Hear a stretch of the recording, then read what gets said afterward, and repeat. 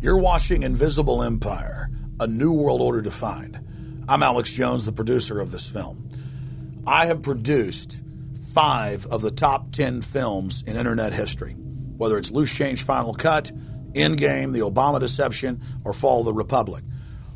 Yes, we've made informative, well-documented films, but the real credit for the success of these documentaries lies with you, the viewers. My friends, Invisible Empire is so important for people that need a crash course in the history of the ruling class and what this establishment is setting up. Please support the filmmakers so we can make future documentaries. Visit Infowars.com. Purchase the high-quality hard case DVD that has over 30 minutes of expanded extras. Make copies of that because it's the best quality available. Give it to everyone you know. Have public showings, whether it's the library, a local theater, or your home. Get it out to everyone you know. Get a PrisonPlanet.tv membership. Download all my films in high quality. Burn them to disk and give them to everyone in your community. If we expose the globalist, there's no way they can carry out their hellish plan. The destiny of this film is in your hands. You've made our previous films incredible successes. I'm counting on you now. So again, Infowars.com to get the DVD or call toll-free 888-253-3139 or see them all in incredible high quality at PrisonPlanet.tv. The ball is in your court.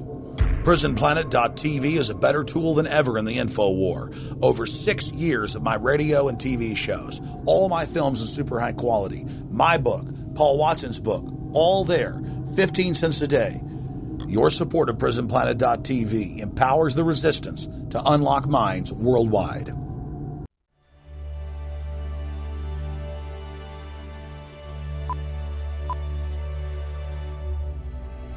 Hi, my name's Jason, and I used to be just a good old average American kid living in upstate New York. There's me. I played baseball, mastered Mortal Kombat, went to the prom, said the Pledge of Allegiance every day, and loved my country. I even lived the dream of every American youth, college. Sure, it was a state school, but it also happened to be a party town. Great times all around, right? Well, sort of. I still had to work hard as a pizza guy to make it. And of course there was school. I had to figure out the computer graphics programs I was working with, as well as attend classes I didn't care about. I certainly didn't know much about geopolitics. Then 9/11 happened and everything changed.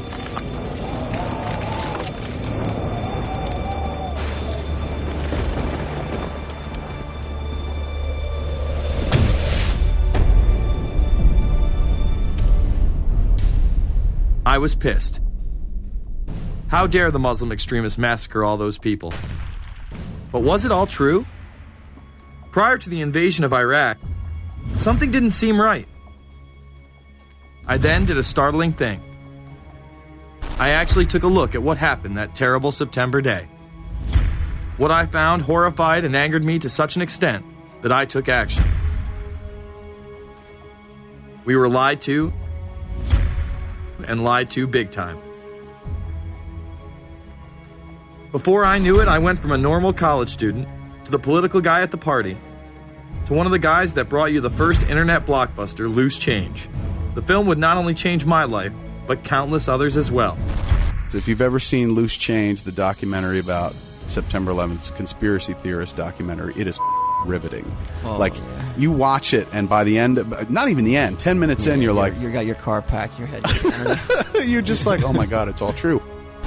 So every place, there's questions coming from this documentary. And you don't have to believe everything in the documentary to still have questions come up. And you look back and you remember what you saw and what you were told, and now you have questions. We got the boogeyman out there. See, for many years it was communism, then it was the war on drugs, now it's the war on terror. All through our life we've had to have a boogeyman. Loose Change took the truth about 9/11 into the mainstream with over 100 million views and allowed me to travel the country and even take on some of my detractors. The answer is no, they cannot. Jason, I think it's telling that every time you disagree with something, you call the people a liar. I'm not calling anybody a liar, sir. I'm calling you a liar because you are a liar. But if we were lied to about 9/11, then who was really behind it? A lot of people on the web were pointing towards the New World Order, but that was impossible. I mean, the Hulkster couldn't be involved, could he?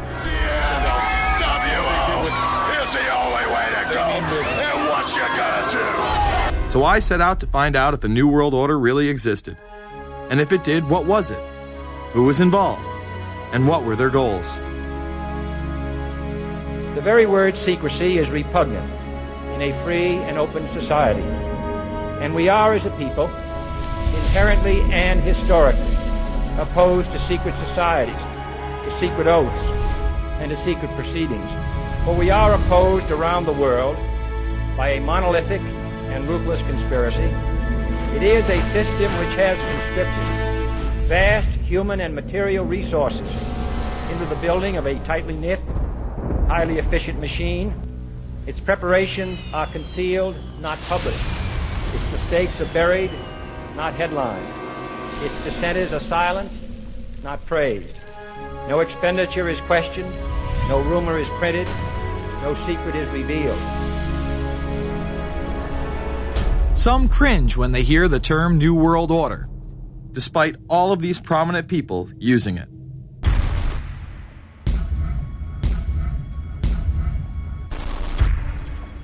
The world that maybe some people dreamt of at that conference back in Bournemouth, when it looked as if maybe history would end, that liberal democracy would triumph, that free market economics would slowly progress, and we'd have a new world order.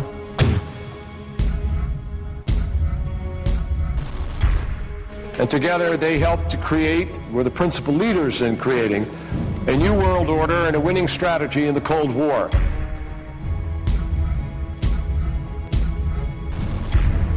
We are part of a new world order. And as the recently departed Admiral William J. Crowe once said, it's long on new and it's short on order.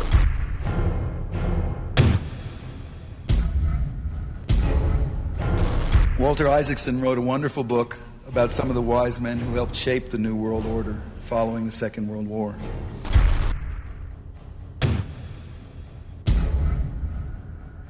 As we devise a way forward in Iraq, I urge the international community to embrace its responsibility for creating that new world order. A new world order based upon collective action.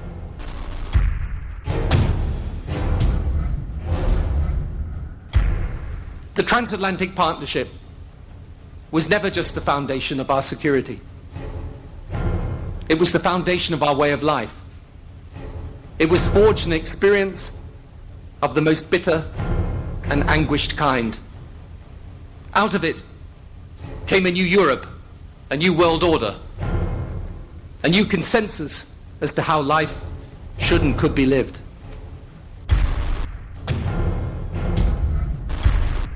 And just like that, it was gone. It was a new world order. That's what President George H. Bush said.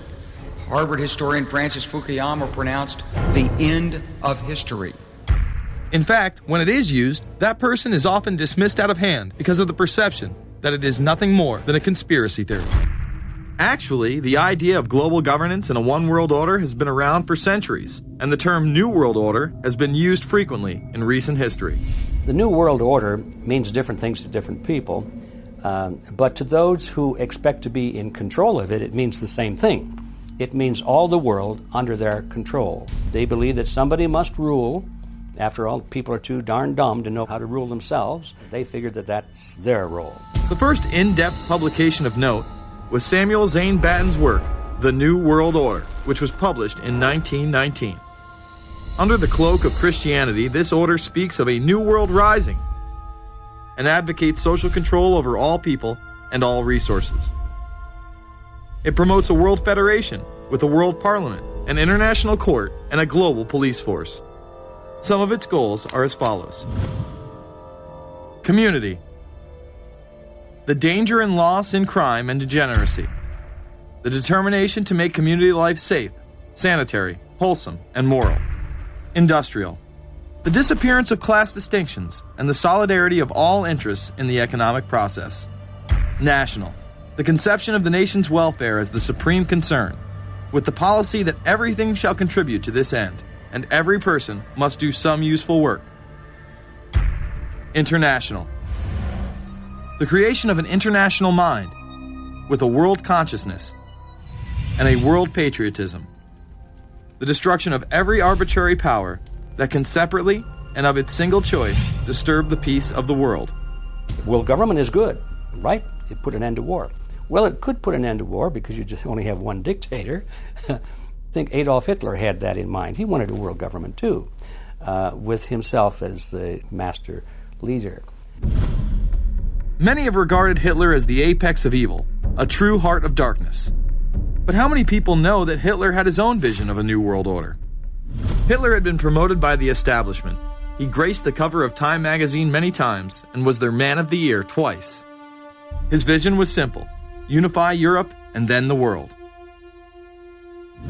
The only real difference was that his order was racially motivated, instead of being based solely on religion.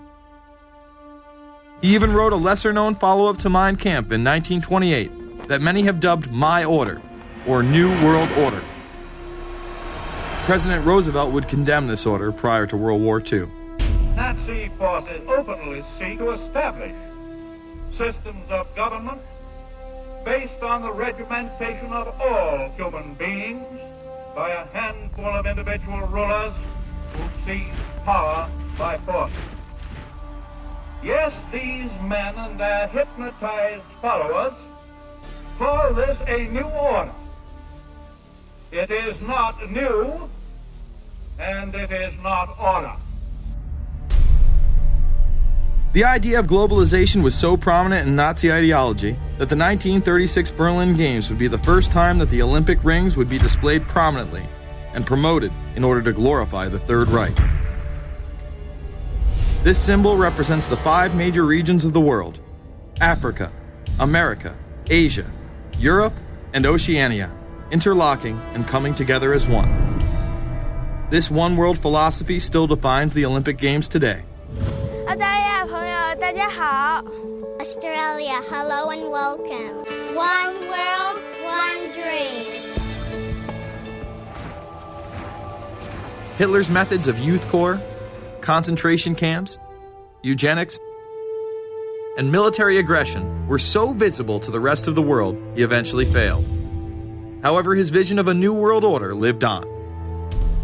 Author H.G. Wells, the man behind The Time Machine and War of the Worlds, would write about a planned world state in which there must be a common faith and law for mankind. In 1939, he would publish a full book on the matter called The New World Order. Wells again has a similar vision, stating that national individualism has to go and that sovereign states must end. He then goes on to write, in the great struggle to evoke westernized world socialism, contemporary governments may vanish. Perhaps his most chilling prediction is that countless people will hate the New World Order, be rendered unhappy by frustration and their passions and ambitions through its advent, and will die protesting against it. Many of them quite gallant and graceful-looking people. Collectivism is that concept where individuals are considered to be discardable, and that the group is more important, and that the ultimate group, of course, is the state. And so it boils down eventually to the fact that the state is the all-important unit of society, and citizens exist only to serve the state. Other men of prominence would also promote a New World Order during the 1960s, including industrialist and former New York Governor Nelson Rockefeller. These are some of the reasons pressing us to lead vigorously towards the true building of a New World Order. Rockefeller would also become vice president under Gerald Ford. Religious leader Pope Paul VI, delegates to international organizations, public officials, gentlemen of the press, teachers and educators, all of you must realize that you have your part to play in the construction of a new world order. As well as former President Richard Nixon. And the hope that each of us has to build a new world order. However, Nixon was largely a mouthpiece for his most dominant advisor, Secretary of State Henry Kissinger. Kissinger may be the most vocal proponent for a new world order of his era. He has called for it time and time again, in policy papers, meetings, and interviews. Time magazine recognized both Nixon and Kissinger as Men of the Year after announcing their New World Order in China. However, they were working on it long before. In these once classified documents, they both discussed the New Order with the president of Indonesia. Mainstream media was even critical of Kissinger's vision in the early 70s. In ragged, spasmodic fashion, a new world order is coming into being, but it looks less and less like the world order that Mr. Kissinger had constructed in his own mind. Kissinger's New World Order would fall under the radar for some time. However, it saw a vast revival during the first Bush administration. Here is Brent Scowcroft, former vice chairman of Kissinger Associates and former national security advisor under both Ford and Bush Sr., as he discusses the New World Order. Looking at the subtitle this morning, Are We Ready for the New World Order? Gives me something of the shudders. That phrase, New World Order, I'm afraid I'm partly responsible for resurrecting. To me, what that symbolized was perhaps a fundamental change in the character of our response to national security issues. Here, Charlie Rose asked Scowcroft, Kissinger, and former national security advisor Zbigniew Brzezinski if we are living in a new world order. Where are we as we think about this time in American foreign policy? Are we at a special moment which is being redefined? Or are we creating a new world order? We're at a moment when the international system is in a period of change like we haven't seen for several hundred years. In some parts of the world, the nation state on which the existing international system was based is either giving up its traditional aspects, like in Europe, or as in the Middle East. George H.W. Bush would campaign for a new world order like no other president before him. He would openly discuss it during his State of the Union address. What is at stake is more than one small country. It is a big idea, a new world order, where diverse nations are drawn together in common cause to achieve the universal aspirations of mankind. Again, a unified Europe was a major goal in creating this order. With few exceptions, the world now stands as one. A year and a half ago, in Germany, I said that our goal was a Europe whole and free. Tonight, Germany is united. Europe has become whole and free. The world can therefore seize this opportunity to fulfill the long-held promise of a new world order. We can find meaning and reward by serving some higher purpose than ourselves. A shining purpose, the illumination of 1,000 points of light. Bush Sr. and his administration would tour and promote this agenda across the board at any given opportunity. The President has spoken often of a new world order. And we have an unprecedented opportunity to build a new era of peace and prosperity here and abroad, to build a new world order. It's my understanding, I think that the President, and I don't know the context of how it came up in his speech last night in New York, said that China must be a part of the new world order. Guess I would like to ask you how you envision China fitting into the new world order. It is a country that we are going to have relationships with by virtue of its geopolitical importance. American officials say breaking down regional and national barriers to the flow of goods and services would represent a spectacular benefit to economies around the world. We are building a new world order. Bush would actually make a commencement address at Maxwell Air Force Base declaring the birth of this order. And that's why I wanted to speak to you today about the new world taking shape around us, about the prospects for a new world order now within our reach. In the coming weeks, I'll be talking in some detail about the possibility of a new world order emerging after the Cold War. But today, I want to discuss another aspect of that order. You see, as the Cold War drew to an end, we saw the possibilities of a new order in which nations work together. It refers to new ways of working with other nations to deter aggression and to achieve stability. As old threats recede, new threats emerge. The quest for the new world order is in part a challenge to keep the dangers of disorder at bay. We must build on the successes of Desert Storm to give new shape and momentum to this new world order. Only when this transformation is complete will we be able to take full measure of the opportunities presented by this new and evolving world order. The New World Order really is a tool for addressing a new world of possibilities. This order gains its mission and shape not just from shared interests, but from shared ideals. After the Gulf War had ended, Bush was so obsessed with the idea of a new world order that he had a series of Glocks imprinted with the term that he would give to members of his administration, including Colin Powell, Brent Scowcroft, Dick Cheney, and General Norman Schwarzkopf. Cheney would even approve policy papers regarding the New World Order. Defense Secretary Dick Cheney has approved a revised draft of a policy document on the New World Order. The Pentagon is backing off a controversial earlier draft and has abandoned a one superpower strategy. The final document puts more emphasis on international alliances and organizations. This would become an unprecedented time period for people all over the globe to discuss at length what the New World Order meant to them. People within the media. Does anybody want to talk about the New World Order? Is there a New World Order out there, or is this a vision that exists in the... He does have his vision, there's no doubt about that.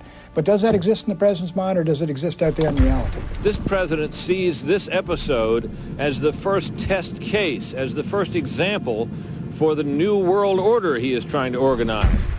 Some people have called it the New World Disorder, and there's a lot of truth to that.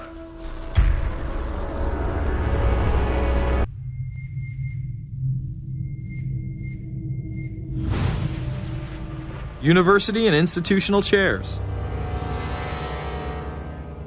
I mean, we're talking a new world order at Georgetown.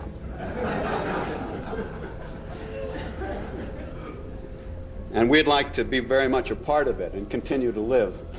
This is a world that is likely to be dominated in the near future, and perhaps longer, by the Gulf War and the New World Order, which is the buzzword of the moment. So the secret of a new world order, and at this point it's just a slogan, but it does have some historical background in terms that orders have succeeded each other over time. The secret of this is to learn how to use coalitions. We are effective in the United Nations. People within government. George Bush has invoked a new world order without enunciating a new American purpose. The president has still failed to articulate clear goals for our nation's foreign policy in this new age. I find the term New World Order very revolting, and just not only historically but politically today. I think Harding is absolutely right, and the actions of the administration just after enunciation of the New World Order put the lie to the fact there is any real substance behind what they say as New World Order. The first act of the New World Order was A, to make war, and then B, was to sell arms all over again. Is there a New World Order? We know certainly that George Bush has copyrighted the term at this point. In the aftermath of this war, though, is it an empty vessel into which something will be poured? Is it the appropriate term to use? Is it going to be a New World Order, or will disorder be just as significant in this process as we look ahead? Let's start with Madeline. I think that we have, in fact, kind of had this term thrown at us, and many of us have not liked it, partially because of the previous historical connotation, and partially because I think it doesn't really deal with the way the world ought to be or is at the moment. But we are far from seeing a world order, and I'm not sure that it is in best U.S. interest to have a new world order in which we are the policeman. While many began to become critical of this order, the term began to evaporate into the background. We are very, very skeptical of an international order if we are not sure how the rules will be made, because thus far the international order has been made with rules that we had no input into and that affect us, and even when on the few occasions when the rules will seem to favor us, then they get changed. A unipolar world, a world of one superpower, may be quite dangerous for us. A new world order under the United Nations would mean, among other things, an end to our God-given rights given us and secured by the Constitution. The New World Order, which now has been called by some the New World Disorder, and by some people on the more liberal persuasion, the taking over of the world by the Council on Foreign Relations, the Trilateral Commission, and the UN to put us all in slavery. But what are these organizations? Who founded them? And what are the stated goals of each? Before we begin with the Council on Foreign Relations, let's delve further into history to understand roundtable groups and their origins. Its roots go way, way back in history. And they go back to the formation of a secret society, a secret organization that was created by Cecil Rhodes, a very powerful and very wealthy individual. And people have heard about him in history, and they know about the Rhodes Scholarship, and they think, well, isn't that nice? They don't understand at all what that's all about. Cecil Rhodes, when he died, left his great fortune not to his family, not to his heirs, but for the creation of a secret society. And we know about this because there were some people very intimately involved with this organization who wrote about it. One of the best authors on this topic is Professor Carroll Quigley.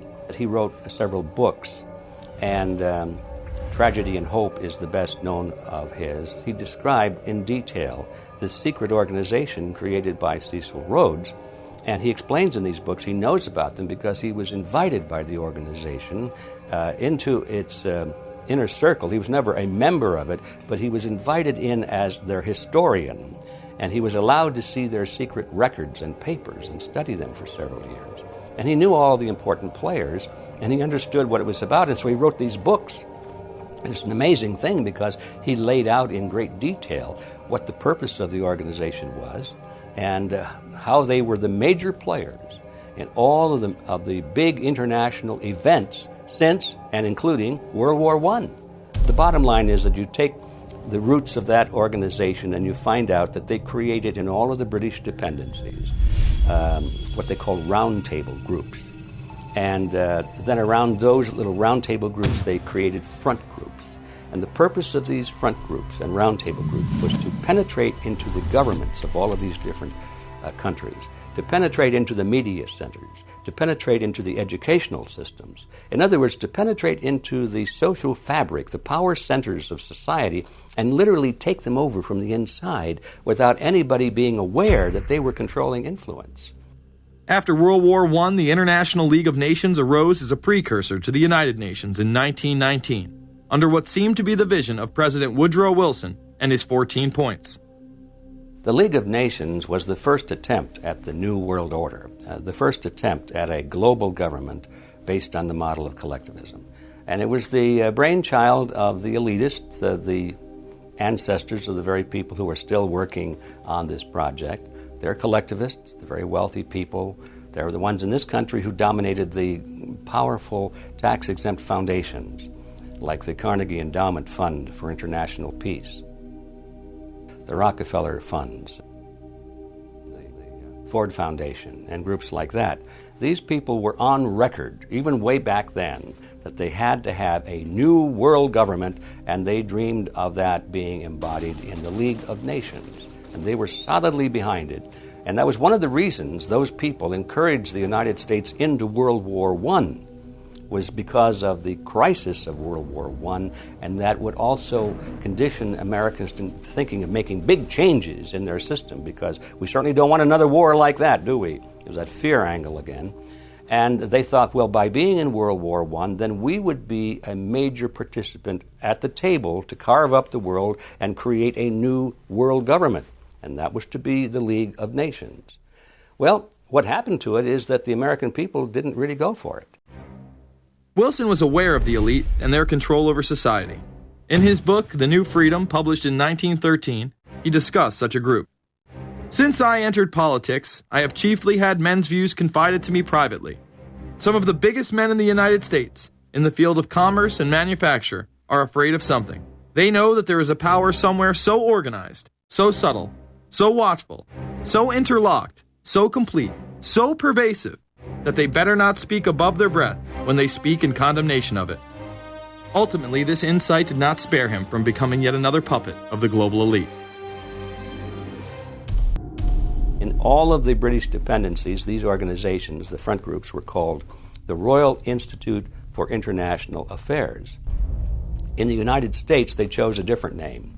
They chose the Council on Foreign Relations, but it held exactly the same relationship to this inner society of Cecil Rhodes. Among the charter members were W. Averill Harriman of Union Banking, then President of the United States Woodrow Wilson's main advisor, Colonel Edward Mendell House, John D. Rockefeller, the founder of Standard Oil, banking mogul J.P. Morgan, and prominent bankster Paul Warburg. Well, the Council on Foreign Relations exists today. It's probably the most powerful single organization in America. Many observers, including myself, believe that it is the hidden government of the United States. These people are not elected to office, and most Americans don't even know who they are. But they are holding all of the important positions in society. There are only about 4,000 of them in the United States, but I don't care what organization you want to look at, whether it's government, or whether it's the universities, or the large media centers, or whatever it is. You look at the people at the tops of those organizations, the owners, the managers, the CEOs, the board of directors, and I'm going to say probably 80 to 90% of the great power centers of America are dominated by just those 4,000 people who are members of the Council on Foreign Relations. Throughout its history, it would contain extremely influential and powerful individuals in finance, business, media, and politics. Former presidents of the United States include Richard Nixon, Gerald Ford, Jimmy Carter, and William Jefferson Clinton. Currently, Barack Obama claims not to be a member, but has spoken in front of the Council and has had his writings published in the Council's magazine, Foreign Affairs. It's been reported that you and your wife are in the globalist CFR, which is a Council on Foreign Relations. I'd like to know if that is true. Well, first of all, I'm not... The Council on Foreign Relations, I don't know if I'm a official member. I've spoken there before. It basically is just a forum where a bunch of people talk about foreign policy. And so there's nothing... there's no official membership. I don't have a card or, a special handshake or anything like that. Now, why is that important? It's important because the avowed purpose of the Council on Foreign Relations is to create a new world order, a global government based on the model of collectivism. And that includes the elimination of the United States as a sovereign nation. That's why it's important. The people running this country are determined to destroy it. The Council was heavily criticized during the 1980s for being an organization hell-bent on destroying national sovereignty in favor of a world government. So many of its members hid their association with the organization. Dick Cheney had this to say in response to a question by David Rockefeller, who became the CFR's youngest director in 1949 and was chairman of the board from 1970 to 1985. He remains an honorary chairman to this day. It's good to be back at the Council on Foreign Relations. As Pete mentioned, I've been a member for a long time and was actually a director for some period of time. I never mentioned that when I was campaigning for re-election back home in Wyoming. Now, you are the president of the Council on Foreign Relations, all right? Yes, sir. You guys toy with countries of the world like toys, don't you? You're like the Illuminati, you're the Masons, you control everything, don't you? That's the rap on you guys. What's so interesting now, though, is who's on the chessboard. It's the toys, if you will, are a lot more than states. Notice that Mr. Haas does not deny that the CFR has massive control over the geopolitical arena, and instead tries to focus on the separate entities outside of nation-states. Current Secretary of State Hillary Clinton also reveals the importance of the CFR here. But it's good to have an outpost of the Council right here down the street from the State Department. We get a lot of advice from the Council, so this will mean I won't have as far to go to be told what we should be doing and how we should think about the future. You have these private groups that are run and created by the elite, by the ultra-rich, wealthy families that have been manipulating global markets from behind the scenes for generations. They create these private groups that then feed information to the government, to senators, to congressmen, their recommendations, their policy papers, what they think should happen. And it's fascinating because if you actually read what it is that they're doing, the recommendations that they make, they're very able to get them put in place. Discussions that are going on in these private groups are really talks that should be going on in Senate committees and in the halls of Congress, but they're happening with these ultra-elite groups that are then pushing their propaganda into the political mainstream, and then it's becoming enacted, it's becoming put into law. Still not convinced the CFR is promoting a new world order? Listen to what Leslie Gelb had to say upon leaving the New York Times to chair the organization as its president in 1993. I loved it. Doing a column is a great job. I'm going to an equally great but different job, and in a way a job that caps everything I've been doing in my life, in government, in academia, and in journalism. I think that's what the Council on Foreign Relations will allow me to do. Well, for example, you had me and 3 or 4 other folks on this show a few months ago to talk about the New World Order, right? Exactly. Right? Bob I talk Hormats about and it, you, exactly. Right. I talk about it all the time. New World Order wants a global system where one small central authority of individuals can then dictate a policy that's going to be distributed down to the rest of the world, everywhere, in the smallest little town in the middle of nowhere in some remote country. I now think it's safe to say that the Council is extremely influential on the world stage and openly promote global governance. The Council and the globalists were able to take this agenda to the next level following World War II. The United Nations was born out of the ashes of this conflict. Unlike the League of Nations, the United States not only joined this organization, they championed it. First book I wrote was The Fearful Master, a second look at the United Nations. It was written at a time when it was not popular to be critical of the UN. I mean, the United Nations was viewed by almost everybody as our last best hope for peace. It was a means, we were told, to bring humanity together and put an end to war and live in peace and harmony and promote trade and all of these good things. I wish it were any of those things, but it's not. The original charter for the United Nations was drafted in San Francisco in 1945, and the United States became a permanent member of the Security Council, along with France, the United Kingdom, the Soviet Union, and the Republic of China. The process by which other nations' belief systems could be used to erode and eviscerate our Constitution and Bill of Rights had taken a giant leap forward. The United Nations is one of the most well-known sort of globalization attempts. Its primary goal is to streamline all the governments of the world, to create a global council and to unify all the rules and all the regulations for the world. So it's essentially the precursor and an engine of this new world order. The United Nations is made up of all of the countries of the world, most of which are dictatorships of one kind or another. And you don't take a bunch of dictatorships and put them into a bag and shake it up and come out with a freedom-loving governmental unit. You come out with a global dictatorship. This was the public face of global governance. However, many other organizations have been birthed since.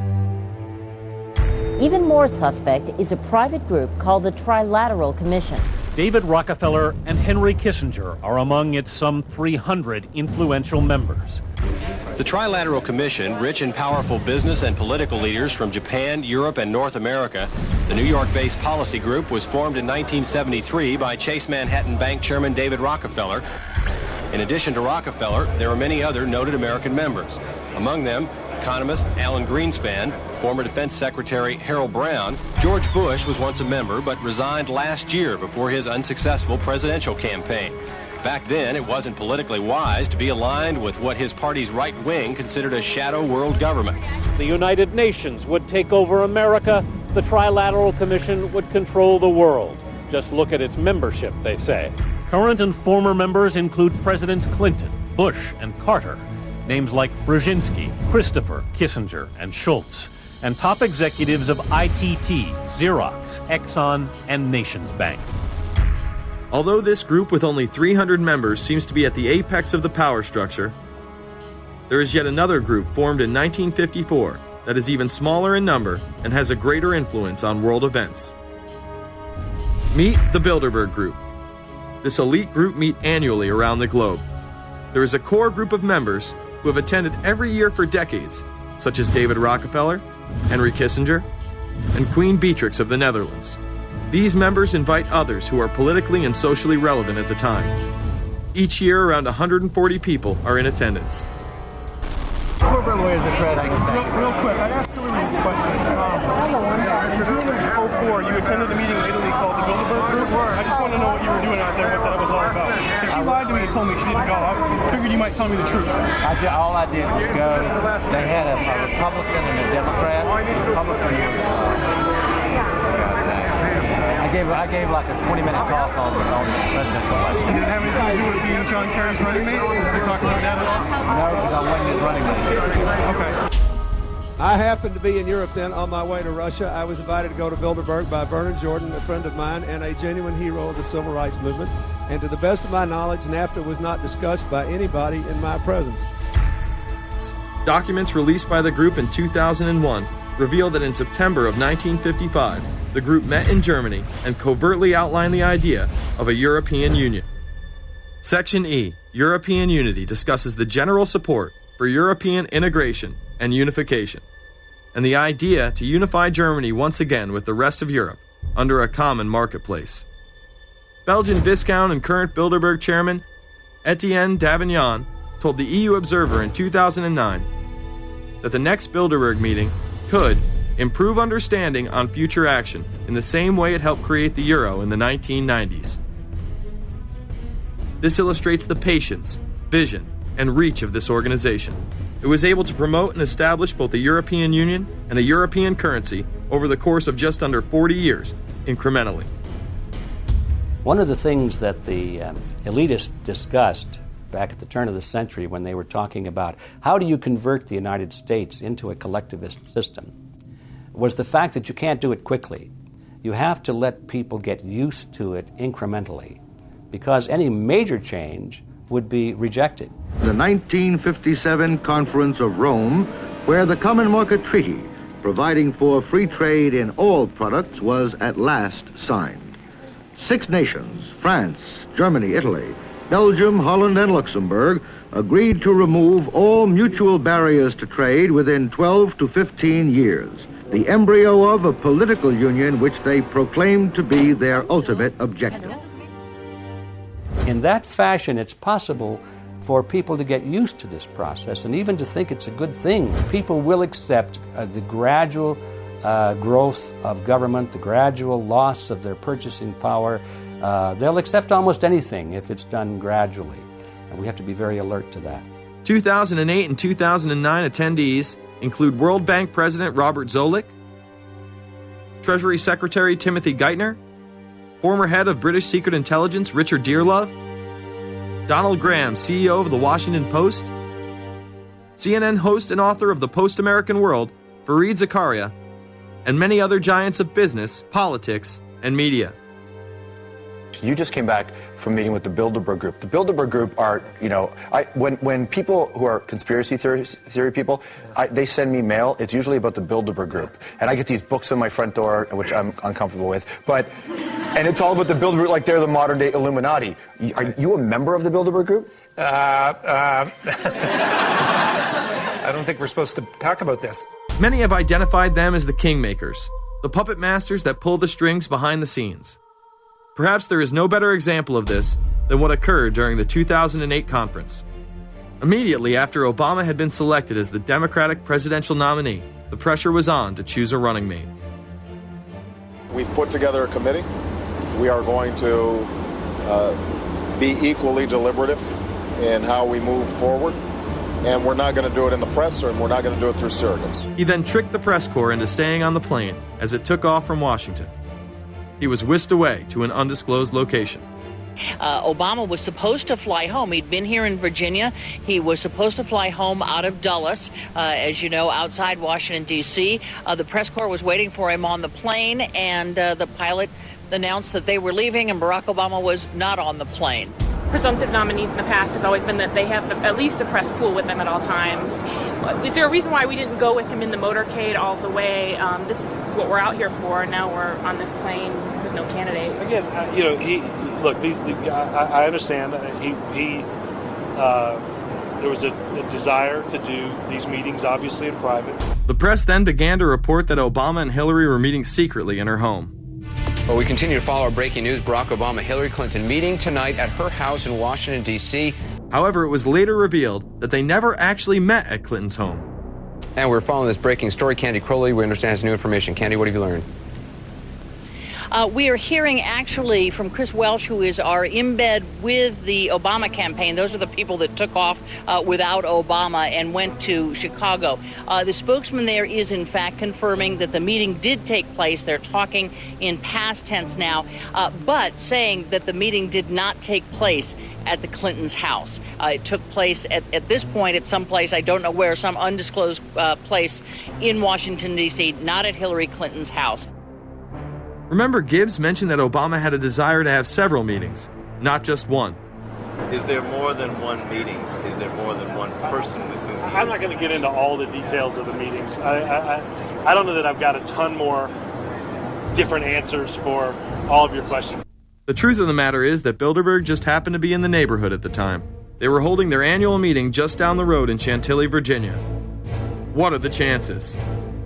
What's interesting and dangerous about the New World Order is that it's not a natural progressing idea. It's just not civilization naturally evolving and organizing into this system. It's the group of extremely powerful people that are manipulating the system to get it to this status from behind the scenes without anybody's knowledge. You have to ask yourself, if there isn't an agenda going on to keep those organizations quiet and to keep them out of the news, to keep the discussions about them behind closed doors, then why is it that these supposed experts on the left and on the right never talk about them?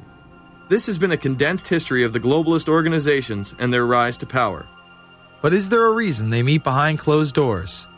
A shadow world government has been mentioned, but to truly understand what that means, let's go back to this iconic warning from President Dwight D. Eisenhower.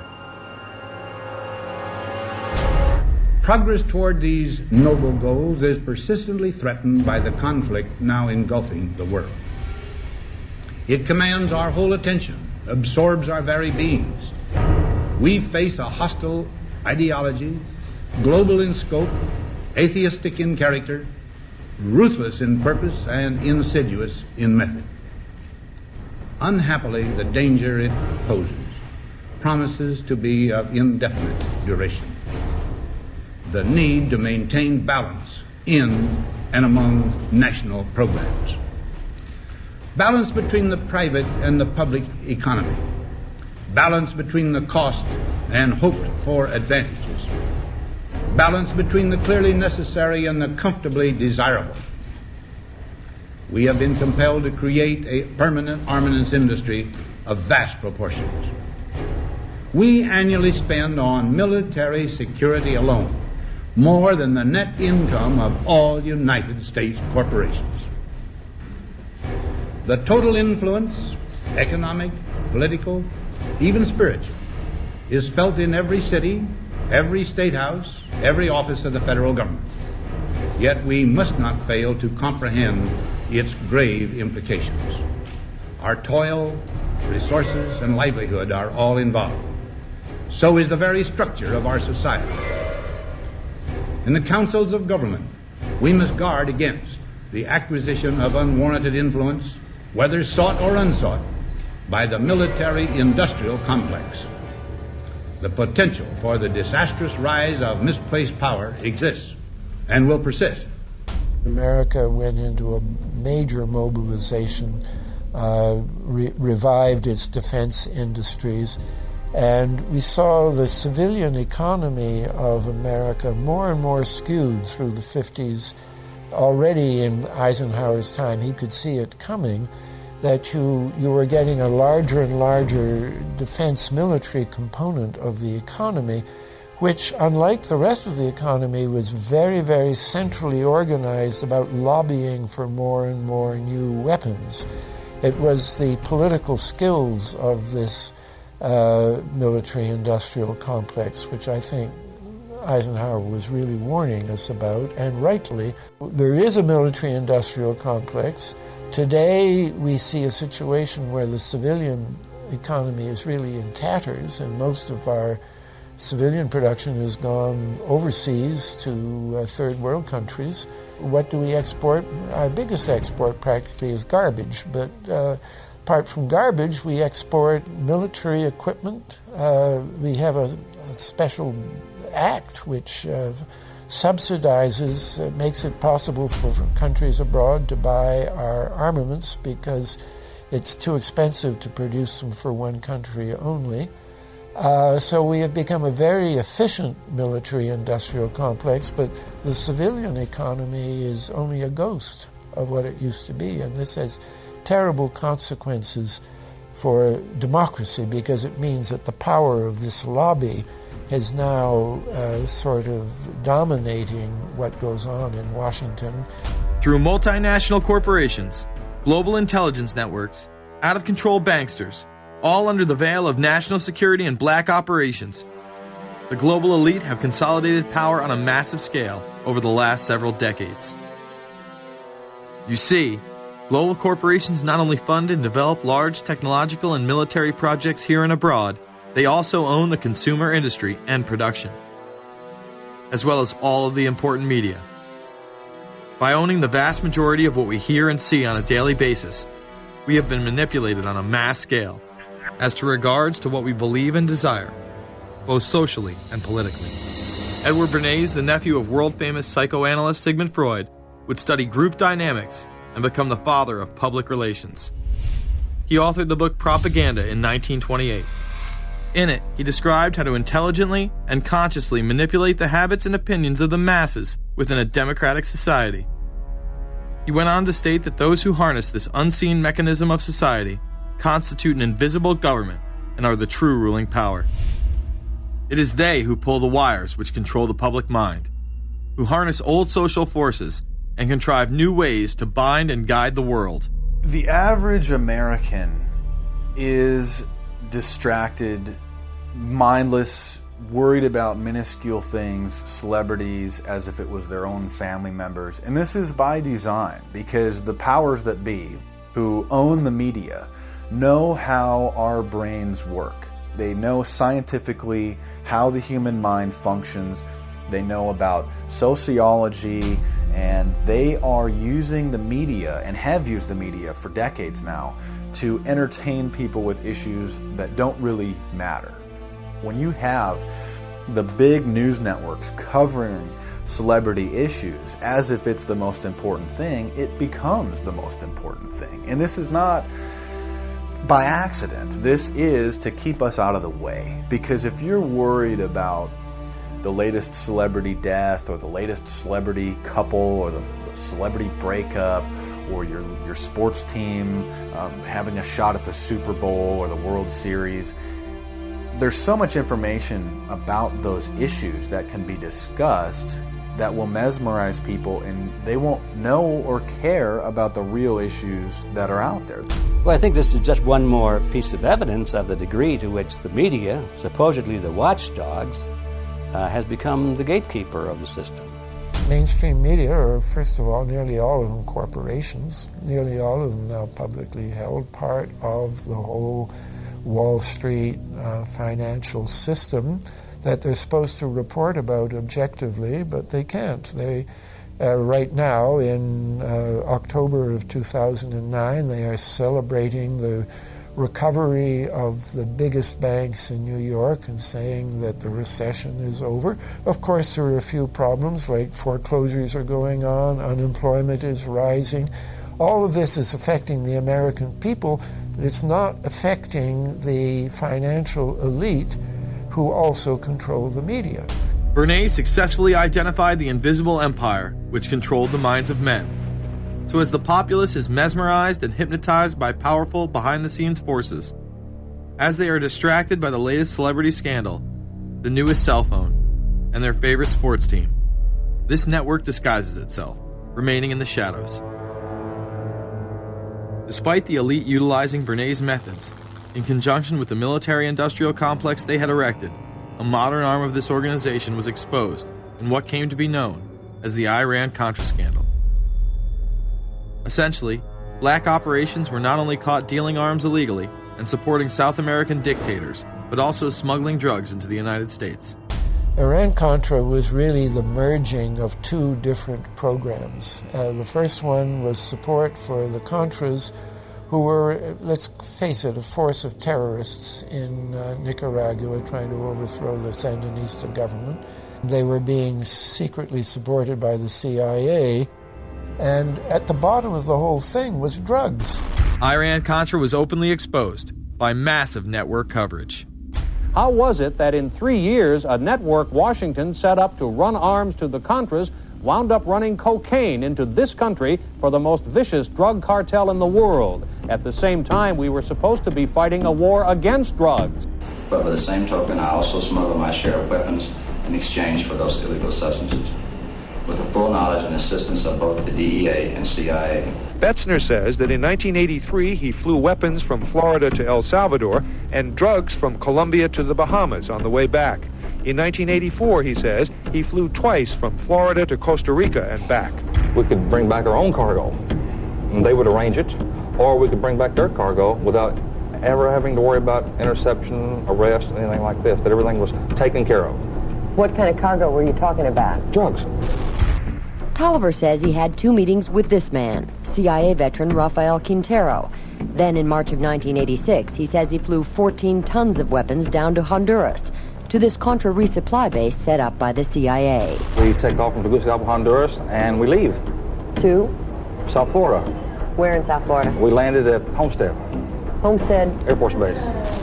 This is the plane Tolliver says he used. The plane traces to a company that had a State Department contract to fly humanitarian supplies to the Contras. In addition to that, 3 dozen sources confirm the basic scheme. We can now report that long before that operation began, there was another operation to provide guns for the Contras, which was also against the law. In this operation, Americans and Israelis provided arms to the Contras, and then the same network smuggled drugs into the United States. The operation was launched in spring of 1983 at Washington's request, with at least $20 million of Israeli government money later reimbursed, we're told, from U.S. Covert Operations Fund. For about 5 years, people were flying arms into Iran, and most of them came from Israel. The Israelis purchased the weapons from Poland and Czechoslovakia and began shipping them secretly from Yugoslavia to Bolivia, and then to Panama. The Israeli liaison man there, this man, Michael Harari, until recently a close aide to Panama's strongman, General Manuel Noriega. You'd bring the ship into Colombia, you would load drugs aboard it, and you would bring those drugs back to Panama with you. But bringing that stuff into the United States, that was something else. I've never been so thoroughly disgusted with myself in my life. This network would also be involved in the October surprise, We really can't understand that unless we understand the so-called October surprise in the 1980 election, which is, I think, unquestionably Republicans, including William Casey, who later became Reagan's head of the CIA, negotiated with the Iranians for them not to release the hostages which were being held in Iran to Carter, but to wait until the Carter was defeated and the Republicans were in. That is what actually happened, that the hostages were only released on the day that Carter left office and Reagan came in. Unbelievably, this same network would even be linked to the BCCI banking scandal by journalist Danny Casolaro. Casolaro was probing a conspiracy he called the Octopus, which involved the Iranian hostage crisis, the Iran-Contra affair, with, believe it or not, all funds channeled through BCCI, the international bank charged with everything from money laundering to fraud. BCCI, it's a shadowy international bank linked to terrorists, drug runners, and dictators. Little was known about BCCI until 6 of its top officers were arrested in Tampa in October of 1988 on charges of laundering drug money for Colombian cocaine bosses. The BCCI men were convicted, and the bank itself pleaded guilty. But for some reason, the bank was allowed to continue to operate all over the world. There are indications that some of the reluctance to prosecute this bank stem from the favors it did. For? The favors it did for intelligence services everywhere.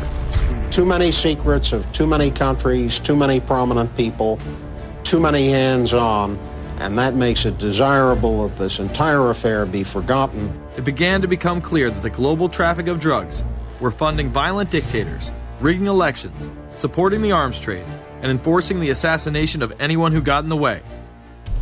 Casolaro was found dead for his efforts in exposing this network. His death, of course, ruled a suicide. He was meeting a source in West Virginia. He was about to discover all. Instead, his body was discovered in a hotel room with 12 slashes in his wrist, but when the local authorities ruled it suicide, the family said, no way. The housekeeper had taken calls threatening his life. And I pick it up telephone, I say hello, and he say to me, you son of a bitch, you's dead. Casolaro would not be the only person involved in the scandal to wind up in a casket. Meet Barry Seal. At first, the media portrayed Seal as a drug dealer gone good, who was assassinated by the Colombian mafia. Authorities believe last night's machine gun killing of top drug informant Barry Seal was ordered by drug bosses in Medellin, Colombia, who sent 5 men to Baton Rouge to kill Seal. Sam Dalton was the lawyer that represented the Colombian hitmen convicted of his assassination. We were trying to subpoena the CIA because we felt like they had documents, exhibits, and evidence that would indicate complicity in Seal's assassination. When they were able to gain access of Barry Seal's trunk the night of the murder, the personal phone number of none other than George H.W. Bush was present. Louis Unglesby, the former attorney for Mr. Seal, also confirms that he once called the office of the vice president after Seal had given him the number. You see, the Black Ops drug smuggling operation had not yet been exposed, and intelligence couldn't take any chances. It was later revealed that Seal was involved in smuggling cocaine into Mena, Arkansas, while Bill Clinton sat as governor. 1983, Ronald Reagan was president, Bill Clinton was governor. And little Mena, Arkansas, changed from a quiet town to a center for drug smuggling and reported Contra support activity. In the middle of it all, this man, admitted dope smuggler Barry Seal. Arkansas State Trooper Russell Welch investigated Seal's organization. Each trip would have 250 to 350 pounds of cocaine. According to the London Telegraph, Arkansas State Trooper Larry Patterson testified under oath that he and his officers discussed repeatedly in Clinton's presence the large quantities of drugs being flown into Mena Airport, large quantities of money, large quantities of guns. Hot Springs police officers would also record Roger Clinton, Bill's brother, during a cocaine transaction stating, "Gotta get some for my brother. He's got a nose like a vacuum cleaner." There was also a large amount of money laundering going on in Mena. Former IRS agent William Duncan traced some of Seal's drug profits laundered through Mena banks. We had direct testimony from people who were involved in the money laundering operation. We had testimony from people at banks who observed the transactions. What happened when you tried to make this case before a grand jury? I was never asked to present the evidence to a grand jury, ever. This very same network used BCCI to fund the Afghani rebels. The deputy director of the CIA, Richard Kerr, said late today that the CIA did use the Bank of Credit and Commerce International, BCCI, to support CIA activities overseas. Most people still believe that the Soviets had maliciously invaded Afghanistan in order to spread their communist agenda. The Al-Qaeda was essentially a kind of a byproduct of Brzezinski's campaign to embarrass the Soviet Union in Afghanistan. They weren't in Afghanistan at that time. Brzezinski boasted later that he was responsible for drawing them into Afghanistan. And he did this extraordinary interview with Le Nouvel Observateur in France, and they said, but aren't you worried that you've created this whole new force of Al-Qaeda? And he said, oh, what's more important, a few crazed Islamists or the fall of the Berlin Wall? And they said, but is there no danger? Aren't they dangerous? And he said, nonsense. He said all this in 1998. So I knew Brzezinski at McGill University. We were students together and took very small classes together. And in some ways he's bright, and in some ways he's kind of nuts. And he had the kind of nuttiness that made him attractive to the Rockefellers.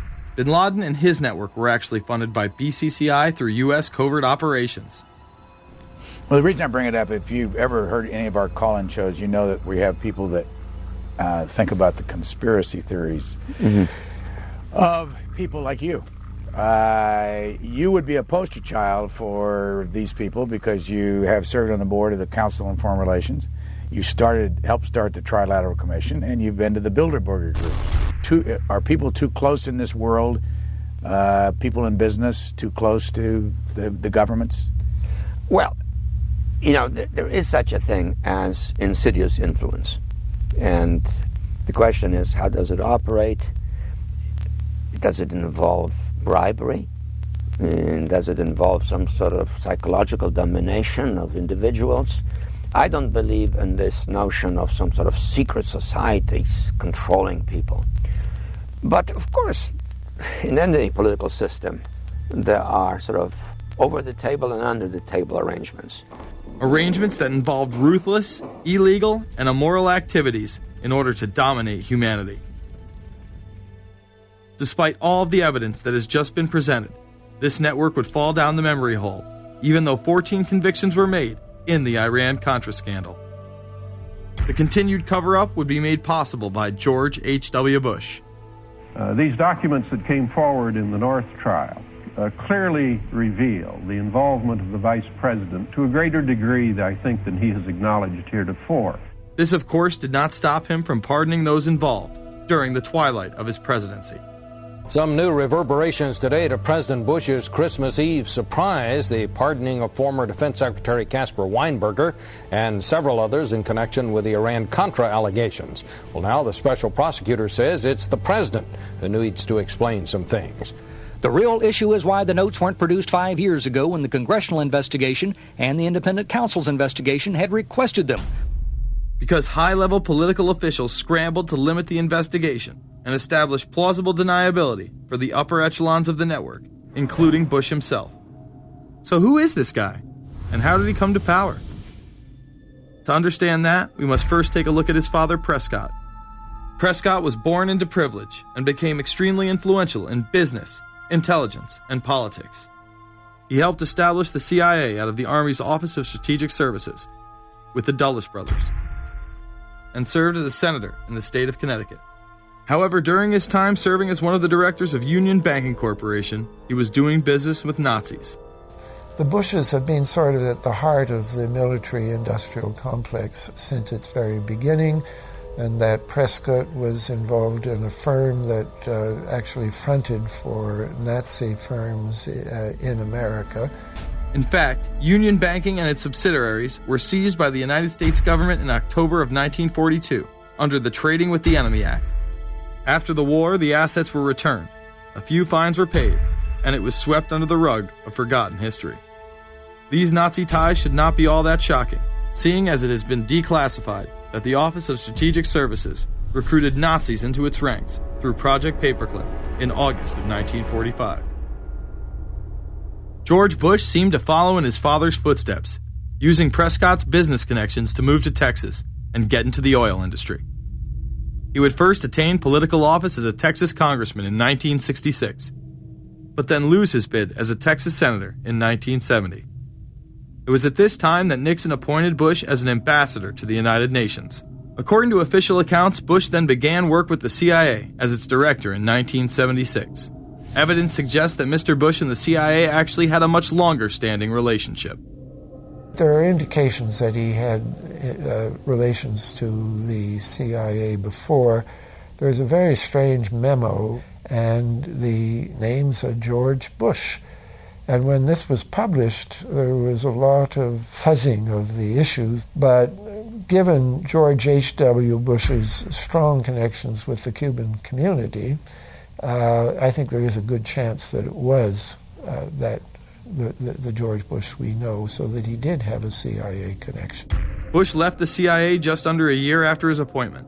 He is credited with restoring the agency's morale, as its image was being shattered by the Church Committee's revelations of the CIA's unauthorized activities involving assassinations and corruption. In reality, Bush was responsible for denying the Church Committee many of the documents it requested, and making it impossible for them to do a thorough investigation. After his time as CIA director, he devoted himself to becoming the next president of the United States. Many people within his own party did not like his globalist ties. Along the campaign trail, Bush continually had to explain his association with the group. You know J.R. Ewing in the show Dallas? J.R. is a member of the Trilateral Commission, I think. It's got to be because it's so bad. Let me tell you something. I used to be a member of it. I resigned, as I did from every business thing I was in, to concentrate on one thing, running for President of the United States. Ronald Reagan initially had no interest in having Bush as his running mate. Even then presidential candidate Ronald Reagan had questions. I would suggest that maybe Mr. Bush would clear the air if he'd tell us why he resigned. Reagan's backers then forced him to choose their intelligence frontman, George H.W. Bush, as his vice president. But in spite of last year's campaign rhetoric, all seems to be back to normal between George Bush and his old colleagues.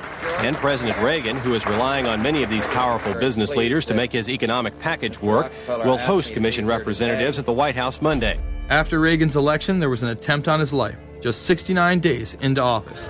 Astoundingly, Bush would again be connected. So just who is John Hinckley Jr.?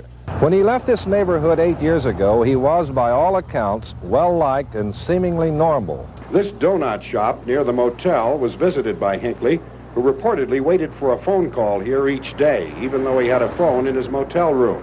The nature of the calls is not known. A touch of irony. The young man walking with the elder Hinckley is 30-year-old Scott Hinckley, John Jr.'s brother. He and Vice President Bush's son, Neil, are friends. They had planned to have dinner together in Denver tonight. The plans have been canceled. We were told Hinckley was a madman acting alone. If that was the case, why was he making phone calls from a payphone down the road instead of his hotel room? Why was the would-be assassin's brother a family friend of the man who stood to gain the presidency? While Reagan led the nation in the public eye, Bush exploited his power through the largely unknown Continuity of Government Directive. In the United States federal government, there is a super-secret agency which controls this shadow government. The National Program Office allowed Bush and his network to attain executive emergency powers. Ronald Reagan authorized the National Program Office when he signed a top-secret directive in 1982. Oliver North was one of the key officers responsible for the program's startup. Under the NPO's direction, 4 agencies were charged with execution of the Doomsday Plan. The CIA, the Departments of State and Defense, and the Federal Emergency Management Agency. An effort was being made to consolidate continuity of government programs across several major departments of the government under one office. After 8 years of secret wars, covertly sponsored revolution and assassination had advanced globalist interests and allowed Bush to achieve his lifelong dream by becoming the 43rd president of the United States. The fall of the Soviet Union left the United States as the sole superpower in the world. The Wolfowitz Doctrine stated, "We must maintain the mechanism for deterring potential competitors from even aspiring to a larger regional or global role." The New World Order was on display with the first Gulf War and the creation of a European Union. After losing to his crony Bill Clinton, he faded into the background as the agenda for a New World Order marched forward. After 1989, President Bush said, and it's a phrase that I often use myself, that we needed a New World Order. We have just exposed many of the globalist operations, including drug dealing, funding terror, dealing arms, and taking over the United States government by stealth. Whenever these agendas were threatened, those who opposed them ended up dead.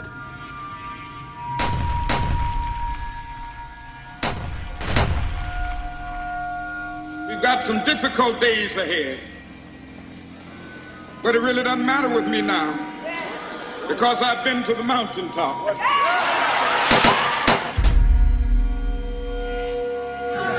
My thanks to all of you, and now it's on to Chicago, and let's win there. Thank you very much. Gave a paper about all three of the big assassinations in the 60s, which was John F. Kennedy, Bobby Kennedy, and Martin Luther King. And there are certain common denominators. I call these events deep events. We've become accustomed to the idea that every now and then something is going to happen, and we just know from the beginning we're not going to get to the bottom of it. And the more they happen, the more reconciled we've become to this state of affairs. In 1978, the House Select Committee on Assassinations could not ignore there was a conspiracy in regards to the assassination of John F. Kennedy and Martin Luther King Jr. Good evening. A congressional committee has concluded that President John Kennedy and civil rights leader Martin Luther King Jr., both of them, were probably killed as the result of conspiracies. The House Assassinations Committee wound up its 2-year study by recommending that the Justice Department look into both cases. In the assassination of Dr. Martin Luther King, the committee concluded the likelihood of conspiracy. The committee's summary of findings says President Kennedy was probably assassinated as a result of a conspiracy, that its evidence establishes a high probability that 2 gunmen fired at the motorcade.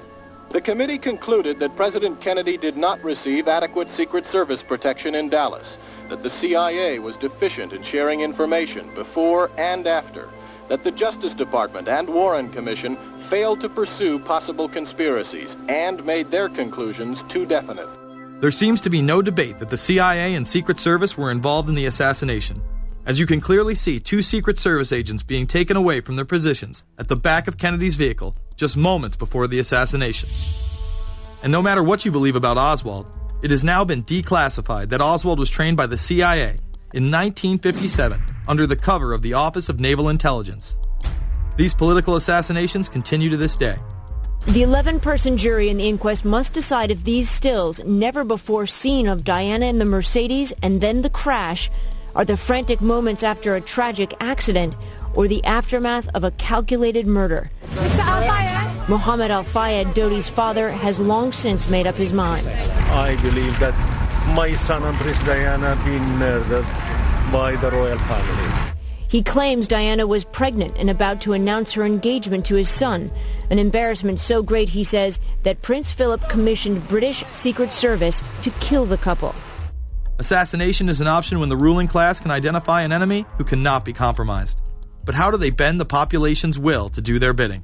Well, a false flag operation is one in which the attacker carries the flag of someone else. It's usually a military operation, and the purpose, of course, is to create the impression that the attacker is someone else.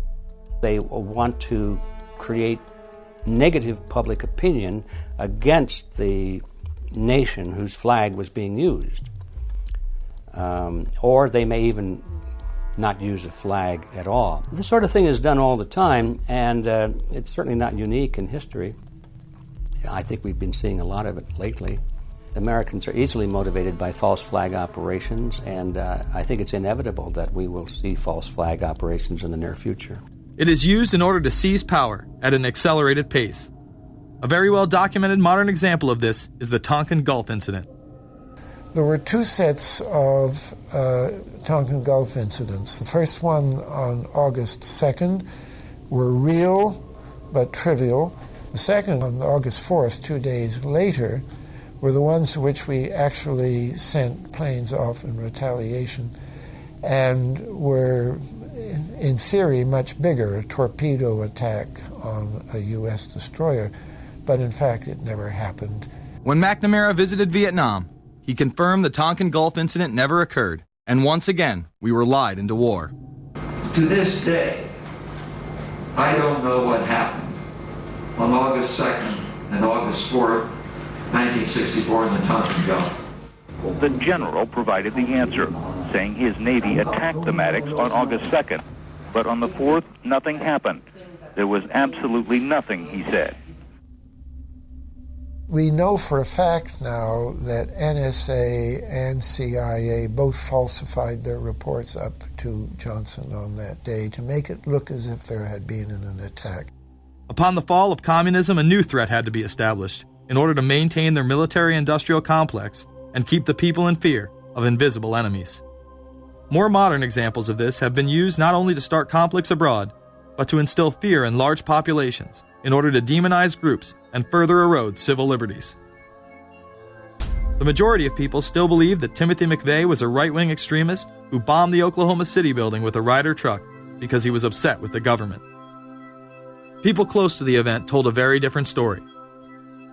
A local congressman believes that convicted bomber Timothy McVeigh and his accused co-conspirator Terry Nichols are not the only ones involved. The Oklahoma State Representative Charles Key produced a videotape featuring witnesses who claim to have seen Timothy McVeigh with another man the morning of the bombing. He was wearing a ball cap. Timothy McVeigh had his on backwards, which just like this. It was on his head. The other gentleman had his on like this. In fact, the FBI had actively pursued John Doe No. 2 in its initial investigation, then denied his existence altogether. There were also multiple reports that explosives were found inside the Murrah building. The Justice Department is reporting that a second explosive device has been found in the AP Murrah building in downtown Oklahoma City.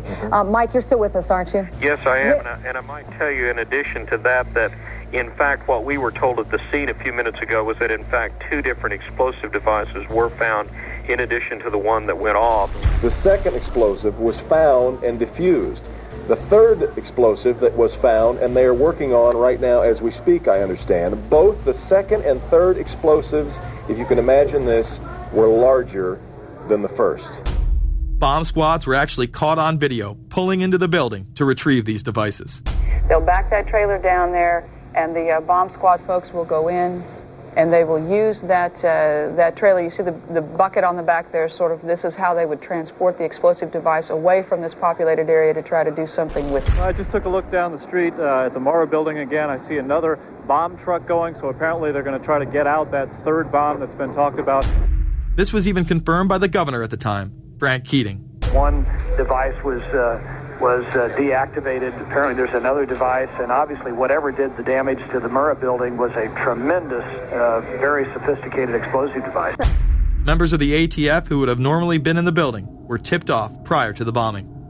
He saw what appeared to be a police bomb squad truck near the Murrah building 2 hours before the blast. It had a shield on the side of the door, and it said bomb disposal or bomb squad below it, and I really found that interesting. Another witness who spoke to ABC News on the condition of anonymity will tell the grand jury tomorrow he was told by an ATF official agents working in the building had been warned in advance not to come to work. He just came out and told me that the ATF wasn't in the building that day. They'd been tipped by their pagers not to come to work, which I was flabbergasted.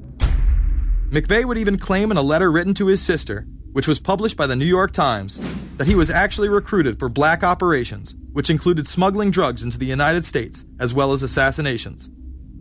One may brush this off as the ravings of a madman. However, McVeigh was filmed at the Camp Grafton military facility in North Dakota on August 3, 1993. McVeigh's official records state that he was discharged over a year prior from the Army Reserve in May of 1992. Perhaps even more interesting is that Camp Grafton was specializing in training troops in explosives and demolitions at the time. When all was said and done, the security tapes reported to have captured the entire thing on video were rounded up and classified. In 2009, they were finally released, and magically none of them caught the bombing. The excuse being they were all having their tapes changed at that exact moment. This event would be labeled domestic extremism, which was used to demonize critics of world government, militias, and create fear within the populace. Muslim extremism seemed to show its ugly face in then unprecedented fashion on February 26, 1993. A truck bomb had gone off in the parking area of the World Trade Center. Luckily, the bombers failed to follow instructions and parked the truck carrying the explosives against the main support column. What is not discussed, however, is the bomb was actually built by an FBI informant under the supervision of the FBI. Ahmed Salam, a former Egyptian army officer who had been doing undercover work for the FBI, was the man who actually built the bomb. When he was told that he would have to use real bomb-making material instead of harmless substitutes, he became suspicious and began taping his conversations with FBI officials. Last winter, the FBI was praised for its speed in cracking the case of the World Trade Center bombing and bringing 4 suspects to trial. Now, there is some evidence that the FBI may have known of the plot in advance through an informant and might even have stopped the bombing that killed 6 people. Notice the media emphasizes that they might have been able to stop it. They then gloss over the fact that the bomb was built by their agent under FBI supervision in conjunction with the district attorney. FBI agents might have been able to prevent last February's deadly explosion at New York's World Trade Center. They discussed secretly substituting harmless powder for the explosives, but they didn't, according to the FBI's own informant, Imad Salem. Unbeknownst to the FBI at the time, Salem recorded many of his conversations with his handlers. The actual recording where Salam discusses this with his FBI handler, John Antisev, was released years after the trial. You got paid regularly for good information. I mean, the expenses were a little bit out of the ordinary, and it was really questioned. Don't tell Nancy I told you this. Well, I have to tell her, of course. Well, then if you have to, you have to. Yeah, because, I mean, the lady was being honest, and I was being honest, and everything was submitted with a receipt. Yeah. And now it's questionable. It's not questionable. It's like a little out of ordinary. Okay. You know. All right. I don't think it was. If that's what you think, guys, fine. But I don't think that, because we was start already building the bomb, which is went off in the World Trade Center. It was built by supervision from the Bureau and the GA, and we was all informed about it, and we know that the bomb start to be built. By who? By your confidential informant. What a wonderful, great case. Following the convictions of the Muslims who were too inept to make their own bomb and park the vehicle in the proper area, Salam was pulled into the FBI's Witness Protection Program, where he has never been heard from again. Prior to the largest and most devastating terrorist attack on U.S. soil, the United States was poised as the first truly global superpower. Brzezinski would muse in 1997 that geostrategic success would represent a fitting legacy of America's role as the first, only, and last truly global superpower, and that the only way to mobilize Americans was a truly massive and widely perceived direct external threat.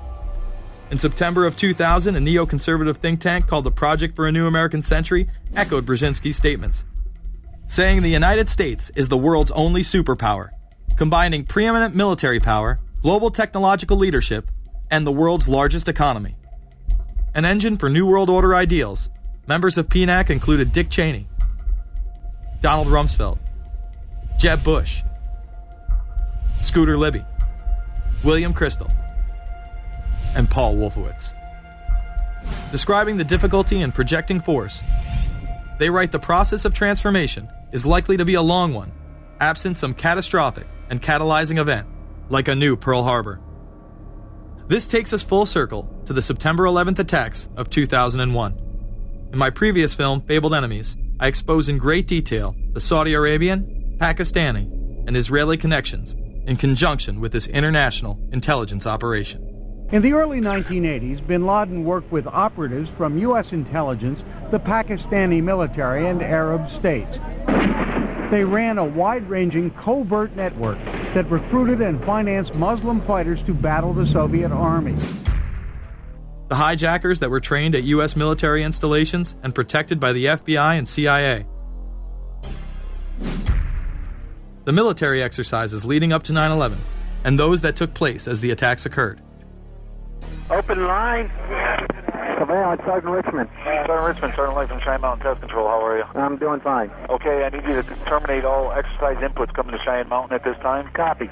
And stay on loop until I verify that or connectivity is disconnected on the exercise side only. Okay, no, do not do any more inputs on the exercise side and stand by. I got Cheyenne Mountain on the line. Terminating all exercise inputs. Over, in case you didn't know, there's exercise. Oh, yeah. The Black Ops program, Able Danger, and the shadow government involvement. This morning we learned that the Vice President wasn't the only one sent to an undisclosed location on September 11th, that an entire backup government was and is still there and may be there for as long as anyone now at least can imagine. As well as much, much more. The government has lied about 9/11 repeatedly and used it to dominate the Middle East, while creating an evolving police state here, encroaching on civil liberties at home. And of course, building a new world order. There is a chance for the President of the United States to use this disaster to carry out what his father, a phrase his father used, I think, only once, and hasn't been used since, and that is a new world order. We know now that September 11th of 2001 was the beginning of what we might call a new world order. The New World Order that this president's father talked about with such great enthusiasm seems to be high on the agenda of this administration. Under the second Bush administration, massive amounts of civil liberties were openly and brazenly taken away following 9/11. The passage of the Patriot Acts, the Military Commissions Act, and other horrifying anti-constitutional legislation was enabled by the incredible amount of fear generated by the media, all in the name of keeping us safe here at home. The war itself would create huge profits for the military-industrial complex, and the globalists would seize even more power and control over Middle Eastern resources in what they planned to become a Eurasian Union under their control. Although the establishment claimed to be fighting for our freedom abroad, they were destroying our sovereignty by stealth. Expanding on NAFTA, they were able to consolidate power on the domestic front by deindustrializing the United States through CAFTA, the Central American Free Trade Agreement, as well as the SPP, the Securities and Prosperity Partnership. Opponents, however, say the initiative is nothing less than a plan to create a North American Union that would eliminate sovereignty for all three nations. Building on the North American Free Trade Agreement, the NAFTA section of the Commerce Department is busy drafting laws and regulations for a North American Union, a union of Canada, America, and Mexico. The President has attended secret meetings and signed at least 2 agreements under the Security and Prosperity Partnership Program. The stated goal established by Presidents Bush, Fox, and Prime Minister Paul Martin is integration by 2010. It's a plan from the business elites, the political elites, that will cost more American jobs, cost American sovereignty, but it would fulfill the President's father's vision. Now, former United States Trade Ambassador Robert Zoellick is talking about it again with renewed vigor. This time, a new world order with business at the helm of trade and economic policy. It's an agenda that goes hand in hand with the United States, Mexico, and Canada, working quietly and behind the scenes to promote a common market with common deregulation for the benefit of multinational corporations. It's remarkable to me, the arrogance, the idea of just simply throwing away the nation's sovereignty, but they're trying to do so in so many ways. People better understand that they mean exactly what they're saying. It's a new world order they're trying to create. Dobbs, the only mainstream anchor to expose the New World Order, resigned shortly after bullets were fired into his home. The elite do not plan on waiting around for these unions to be formed before implementing the next step in global government. Through the vast global economic crisis of the last few years, they have been able to devalue the dollar and undermine it as the world's reserve currency.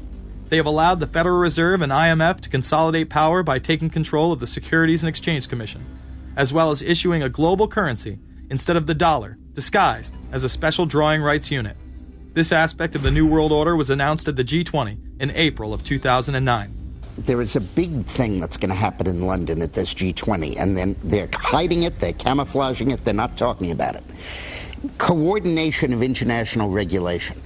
What they are going to do is to put our Fed and our SEC under the control, in effect, of the IMF. The New World Order, that's what they're planning in there, is to undermine the U.S. currency, and it's just really sad. What it really is putting the American economy under international regulation. Yeah. And those people who have been yelling, oh, the UN's going to take over global conspiracy government. Theorists. They've been crazy, but now they're right. There's 20 or whatever people in the G20. Say there's 20 ministers.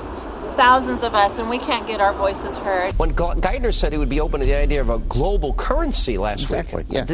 Those conspiracy people had said and suggested that for years. Right. You're not wrong. Cash is becoming weeded out. Cash will most likely be eliminated or extremely difficult to use in many situations, so that you'll have to use the global currency or the electronic currency. Even though a physical global currency is yet to exist, groups such as BRIC are openly promoting a new reserve currency, which is a conglomerate of Brazil, Russia, Indonesia, and China. Get everyone in the whole world using one currency, which some people think that's a good idea. Russian President Dmitry Medvedev recently showed off a sample coin of the new world currency at the G8 in July of 2009. We have also agreed today additional resources of $1 trillion that are available to the world economy through the International Monetary Fund and other institutions. This includes 250 billion from special drawing rights, the reserve currency of the IMF, drawing rights that will be issued to countries who are part of the International Monetary Fund. I think a new world order is emerging, and with it the foundations of a new and progressive era of international cooperation. The head of the European Union is also calling for global government.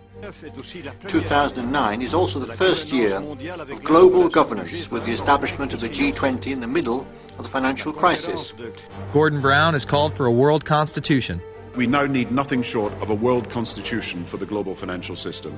Both Gordon Brown and Barack Obama had been groomed to be the next Anglo-American spokesman for this new world order after Bush and Blair stepped down. Here is Gordon Brown in front of the CBI prior to him being chosen to become Prime Minister. And it's only now that we can begin to understand that the world order that globalization brings and what it's going to look like. But what does the new world order mean for countries like ours who are looking to succeed? And the question for us is how we meet and master all these challenges to ensure that Britain enhances its competitiveness in the process and realizes what I believe is our destiny of success in this new world order. A new world is emerging. It is a new world order with significantly different and radically new challenges for the future. President Barack Obama has also espoused similar views on globalism. Here he is in Berlin, Germany, in July of 2008, in what media have dubbed his New World Order speech. Well, there have been extraordinary scenes in Berlin tonight as thousands of people gathered to hear Barack Obama deliver key foreign policy speech on his current European tour. The Democratic presidential hopeful laid out his vision for America's place in a new world order. In this new world, such dangerous currents have swept along faster than our efforts to contain them. And that is why we cannot afford to be divided. No one nation, no matter how large or powerful, can defeat such challenges alone. But the burdens of global citizenship continue to bind us together. In this new century, Americans and Europeans alike will be required to do more, not less. Partnership and cooperation among nations is not a choice. It is the only way, the one way, to protect our common security and advance our common humanity.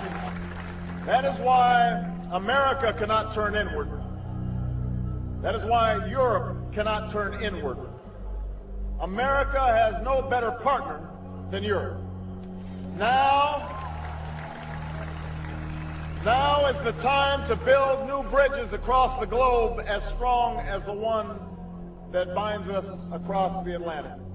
Now is the time to join together through constant cooperation and strong institutions and shared sacrifice and a global commitment to progress to meet the challenges of the 21st century. Barack Obama also became the first sitting president to ever become the chair of the Security Council for the United Nations, which only further cites his allegiance to world government. In an era when our destiny is shared, power is no longer a zero-sum game. No one nation can or should try to dominate another nation. No world order that elevates one nation or group of people over another will succeed. No balance of power among nations will hold. The traditional divisions between nations of the South and the North make no sense in an interconnected world. I think his task will be to develop an overall strategy for America in this period when really a new world order can be created. It's a great opportunity. The globalists, who know that Obama is going to promote their plan, want to make him such a superhero that nobody will question what he's doing. He is very much a product of the system that he is now technically in charge of. Obama alone, or the Democrat Party alone, is not responsible for his massive rock star status. It's been done by the media. This establishes that Obama is an unapologetic globalist who holds no one nation above another, despite its policies. Perhaps we should move towards a society more like China if that's the case. After all, on the 60th anniversary of the communist Mao regime takeover, the Empire State Building, once a proud symbol of the United States, was lit in the colors of the Communist Party halfway across the world. In fact, following the United Nations Copenhagen Conference in December of 2009, the Washington Post ran the headline, "Copenhagen Climate Deal Shows New World Order May Be Led by U.S., China." The Copenhagen Conference was disguised as a summit that would save the planet from man-made global warming by cutting carbon emissions. When taking a look at the almost 200-page document that was being proposed, it becomes evident that this was yet another attempt to establish global government and set up a global tax. In Section 38, it states, "The scheme for the new institutional arrangement under the Convention will be based on three basic pillars: government, facilitative mechanism, and financial mechanism." In Section 47, subsection F, it discusses cap-and-trade schemes and carbon taxes and the use of new and existing flexible carbon market mechanisms. These cap-and-trade schemes were just that, a scheme to further transfer the wealth from the poor to the ultra-rich. One of the ways it will drive the change is through global governance and global agreements. The fact that our president even attended should be considered treason. Just weeks before the conference, ClimateGate hit the media. Secret emails confirm that many of the United Nations lead scientists had engaged in fraud in order to promote the idea that man-made global warming was occurring and that carbon dioxide was a toxic gas. In reality, they admitted the Earth had been cooling for the last decade and that they had destroyed the source data in order to ensure the scientific community would be unable to review their findings. Bill Jones was forced to resign from his position at East Anglia University, and Penn State has launched an investigation into Michael Mann. Because of the scandal, many countries refused to sign the agreement, and instead only 25 heads of state, including rock star president and savior Barack Obama, signed a much shorter and broader accord. The document states that a high-level panel will be created, and that parties will be subject to domestic auditing, supervision, and assessment. The climate conference in Copenhagen is another step towards the global management of our planet. The idea that carbon dioxide, the life force for plants here on Earth, is a toxic gas and should be taxed is laughable.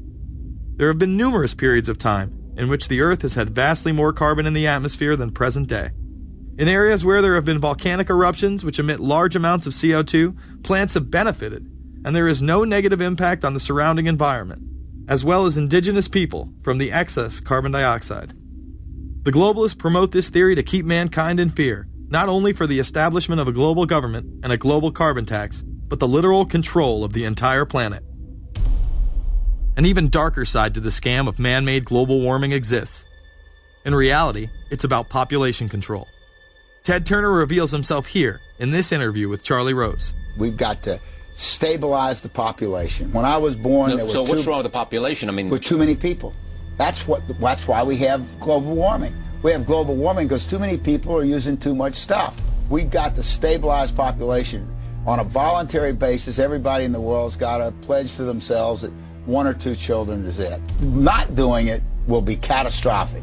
We'll have 8 degrees. We'll be 8 degrees hotter in 30 or 40 years, and basically none of the crops will grow.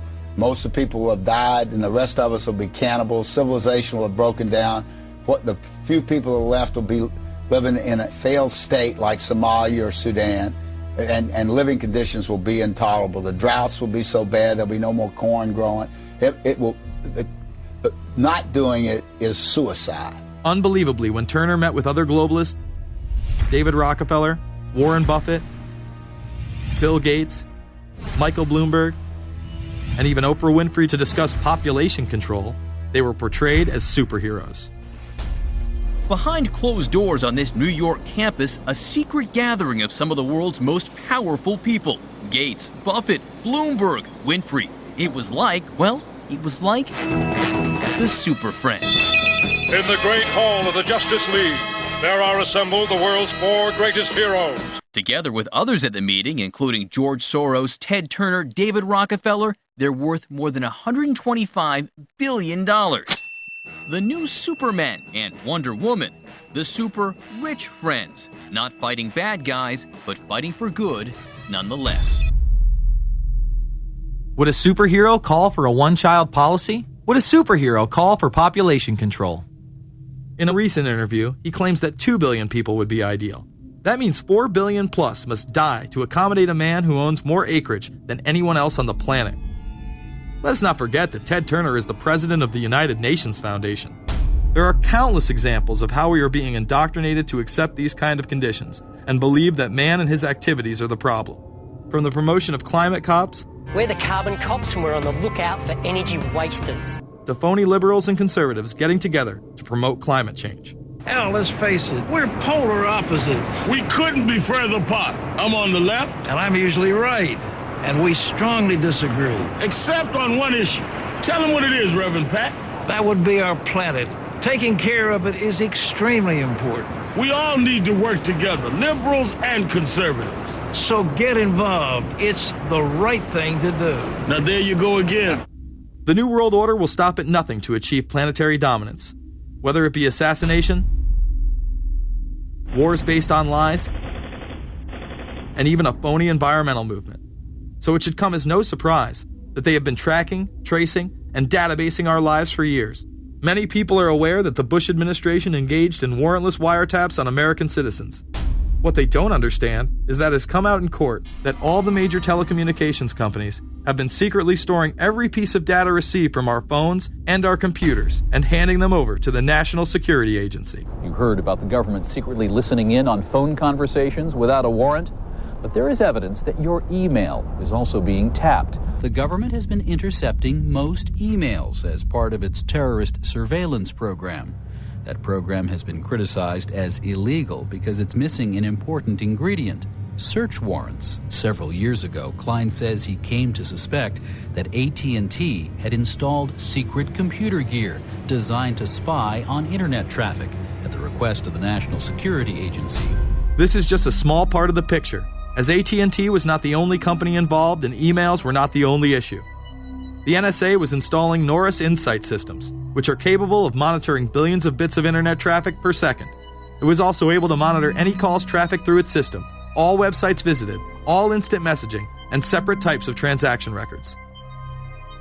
The secret room at AT&T contains gear which enables the government to look at every individual message on the internet and analyze exactly what people are doing.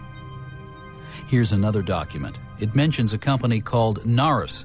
Norris makes computer software that can swallow and analyze 10 gigabytes of information every second. That means it could go through all the information in all the books in the Library of Congress in a little over 15 minutes. The documents Klein and others were able to produce were then censored by the NSA. Bankston isn't allowed to talk about the documents in detail. The government has since had them sealed. But he says what is in there boggles the mind. We are talking about a substantial portion of all the communications traffic in the United States. The policies have been shielded by the Obama administration and continue to this day. Attorney General Holder has publicly stated lawsuits be thrown out of court. And after several attempts, Klein and other cases were thrown out as well. Once again citing the national security of what used to be a constitutional republic, not a massive corrupt slave state. Living in the New World Order, when it's close to completion, for the average citizen, for people like you and me, is going to be essentially slavery. We're never going to be able to get ahead. We're never going to be able to amass enough wealth, essentially to retire or to do what we want to do in life. We're going to constantly be working for the man. They're creating essentially a two-class system. So it's going to be an inner ruling elite and then everyone else. And I got news for you. You're everyone else. The New World Order that is currently being built revolves around creating a global technopoly ruled by the elite, in which they dominate and control a severely reduced populace, which they treat as their pets. In the New World Order, the people are the enemy. Internal documents released in March of 2009 reveal that the Department of Homeland Security is targeting citizens who discussed the New World Order, people with a Christian identity, or sovereign citizens who argue that the government has gotten away from the intent of the Constitution and are strong states' rights advocates. People who are anti-immigration, stating, extremists will argue that immigrants are taking the jobs of U.S. citizens during times of high unemployment and without paying taxes. People who oppose the Federal Reserve banking system. People who display constitutional party or libertarian material. People who support Ron Paul. And those who have bumper stickers containing anti-government rhetoric. This document is one of literally thousands that make everyone a possible terrorist. This establishes a pattern of demonizing ordinary citizens while giving draconian powers to the state. You are considered guilty until proven innocent. As technology is developed, separate parts of their command and control system are beta tested around the world.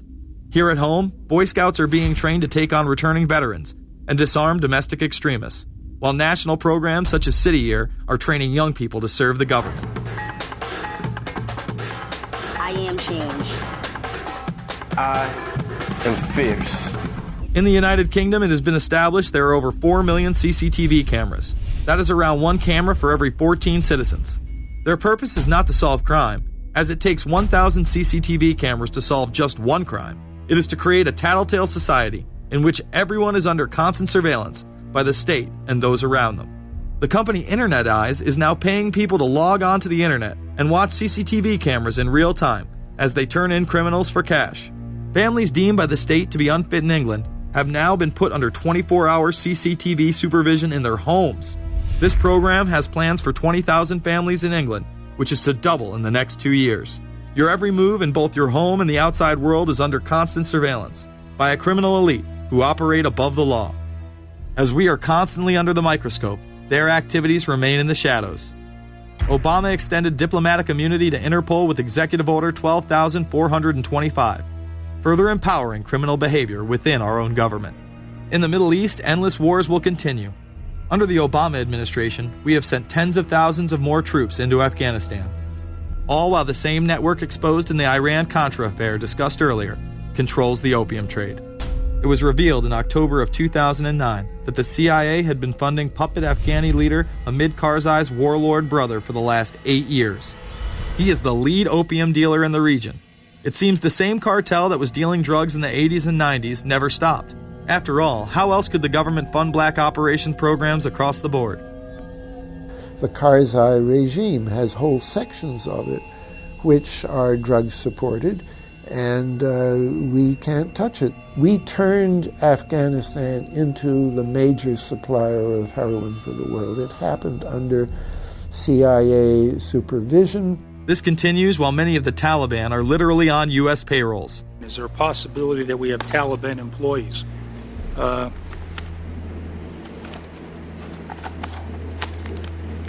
commander in the field, or I should say the COCOM commander, General Petraeus, has made it a conscious effort to, as part of his coin strategy, to hire local nationals. I can't talk in this in this form, nor am I the qualified guy to talk about it. But there is no doubt in my mind, one day you're on one side of the ledger, the other day you may be on the other side of the ledger.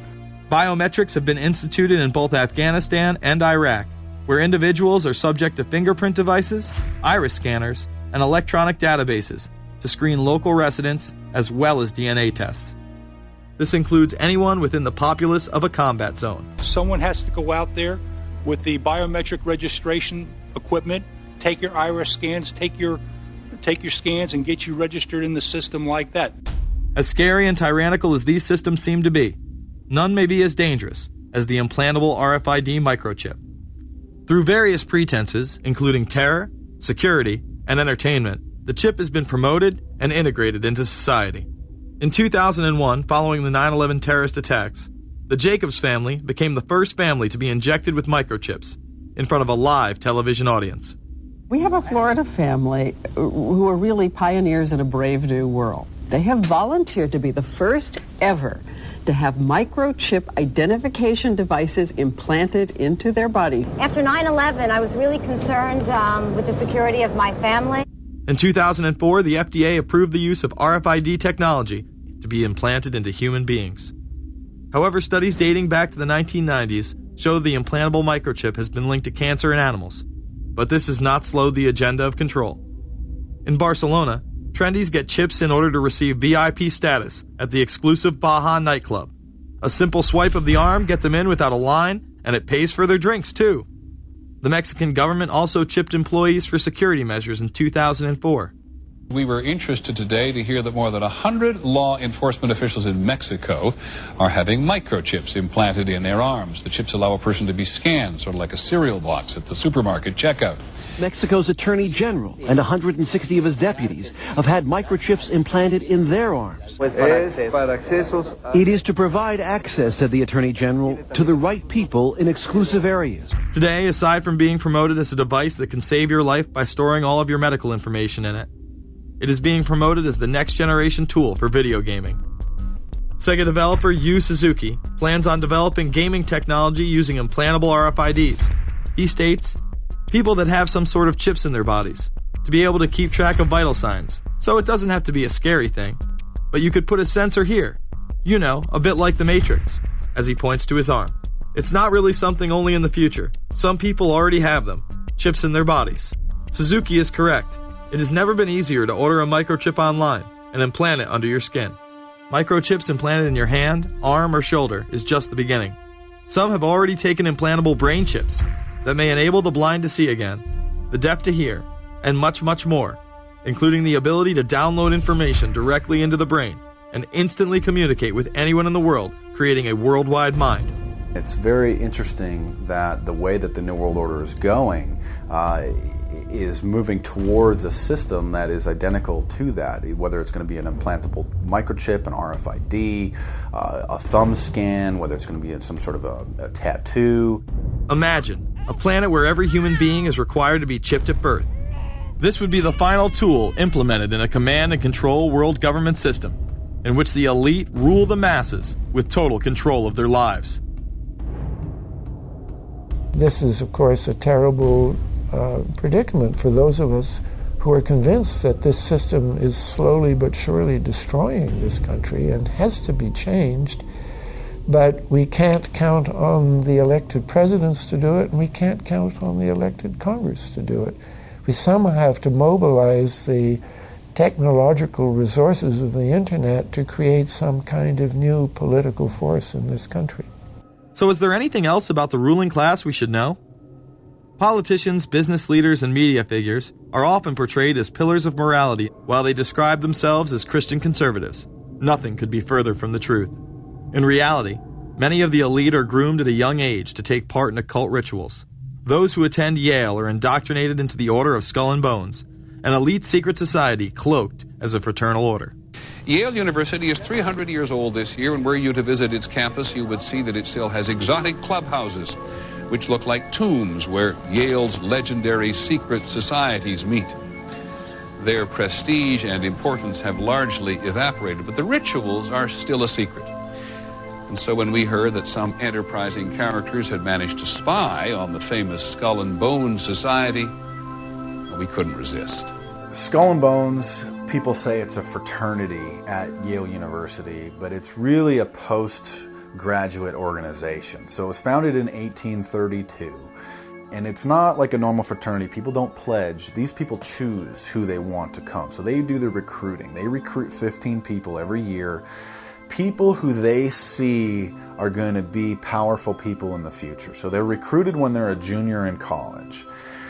A lot of these people come from really wealthy and influential families because they know that this person has the resources to then elevate them to a position of power that can benefit the club. The video shows the neophytes, or initiates, kissing a skull, then performing a mock human sacrifice. Horrific screams caught on tape include chants of, "The devil equals death, death equals the devil." True. Famous alums include Senators John Kerry and John Chafee, to name two, cabinet secretaries such as Averell Harriman, and 3 presidents, William Taft, George Bush, and George W. Bush, who's been reluctant to talk about Skull and Bones. Does it still exist? The thing is so secret, I'm not even sure it still exists. Former Skull and Bones members and current members have been presidents, heads of the CIA, senators, heads of business. I mean, huge, huge corporations. These people have the network that brings them to such a position of power that most people could only dream of. Bush would run against his fellow bonesman and distant cousin John Kerry in 2004. You both were members of Skull and Bones, a secret society at Yale. What does that tell us? Not much, because it's a secret. Is there a secret handshake? Is there a secret code? I wish there were something secret I could manifest. 322, a secret number? There are all kinds of secrets, Tim. You were both in Skull and Bones, the secret society. It's so secret we can't talk about it. What does that mean for America? The conspiracy theorists are going to go wild. I'm sure they are. I don't know. I haven't seen the web. Number 322? This is an elaborate, occult, ritualistic entry into this group that they are now a member of for life. This culture of death and the occult continues long after college. Later on in life, these pagan rituals carry on in the redwoods of Sonoma, California. And what is the Bohemian Grove? Well, it's a kind of summer camp for the powerful, an all-male gathering in great secrecy. This group was formed in the late 1800s by artists, industrialists, and politicians. Bohemian attendees worship the owl as their deity. The Aztecs, Mayans, and other natives of Mesoamerica considered the owl a symbol of destruction and death. This is why the opening ritual for the club is the cremation of care. During the ritual, the effigy of a baby is rowed across the water by the Grim Reaper and given to a high priest, who then tosses it on a fiery sacrificial altar of a 40-foot owl god. It is an earth-based ritual in which care is burned away. The conscience is symbolically cast aside so that they may ignore the pain they have inflicted on others for the advancement of their own agendas. With this ceremony called the cremation of care, that begins the 2-week encampment where the body of dull care, symbolizing woes and concerns, is burned on an altar in front of a big owl statue. When that ceremony ends, they all start to cheer and yell. You have to ask yourself why it is that somebody would want to do that, let alone these elite people. And if you look at the elite throughout history, many of the people that achieve pinnacles of power are into the occult. They seek a supernatural way to gain power. Why are Christian conservatives such as the Bushes and Newt Gingrich attending the Grove? And I recognize I'm not going to be invited to Renaissance Weekend or that Bohemian deal where Newt, Rush, and Dick all sit in a teepee naked beating on tom-toms. Why does the media barely mention the Grove? Because many of them are in attendance. Late political cartoonist Phil Frank of the San Francisco Chronicle draws a reporter thinking about his loyalties to Bohemian Grove as he takes notes for a story. Stories about what happens in these redwoods are hard to come by. A campground statue reminds Bohemians to keep their mouths shut about the Grove. Many world events have been shaped at the Grove, including the creation of the atomic bomb. Discussions at the Grove in the 1930s helped lead to the development of nuclear power and the atomic bomb. Every Republican president since Calvin Coolidge has been a member, as well as many Democrats, including Jimmy Carter. If you look at the membership lists of the Bohemian Grove and the Council on Foreign Relations, the Bilderberg Group, a lot of the key level people are overlapping and are involved in numerous groups. In addition to pagan rituals that take place there, this all-male club also deals with darker themes through the plays Montezuma, which feature Aztec human sacrifice, and Faust, which feature Mephisto. Some of these plays are disturbingly flamboyant. Many of the elitists have a penchant for cross-dressing and singing show tunes. Perhaps that is why much of the all-male staff also happen to be homosexuals. Well, each year, many of them seem to have a stunt or try to come up with a stunt. Last year, in 1980, the popular button was Free the Fortune 500. Bohemian Grove that I attend one time at a time. It is the most faggot goddamn thing you will ever imagine. In 2004, the New York Post reported that gay porn star Chad Savage would be servicing moguls at the Bohemian Grove. In recent years, several politicians have been outed in scandals, including Senator Larry Craig, who tried to solicit sex from an undercover officer in 2007.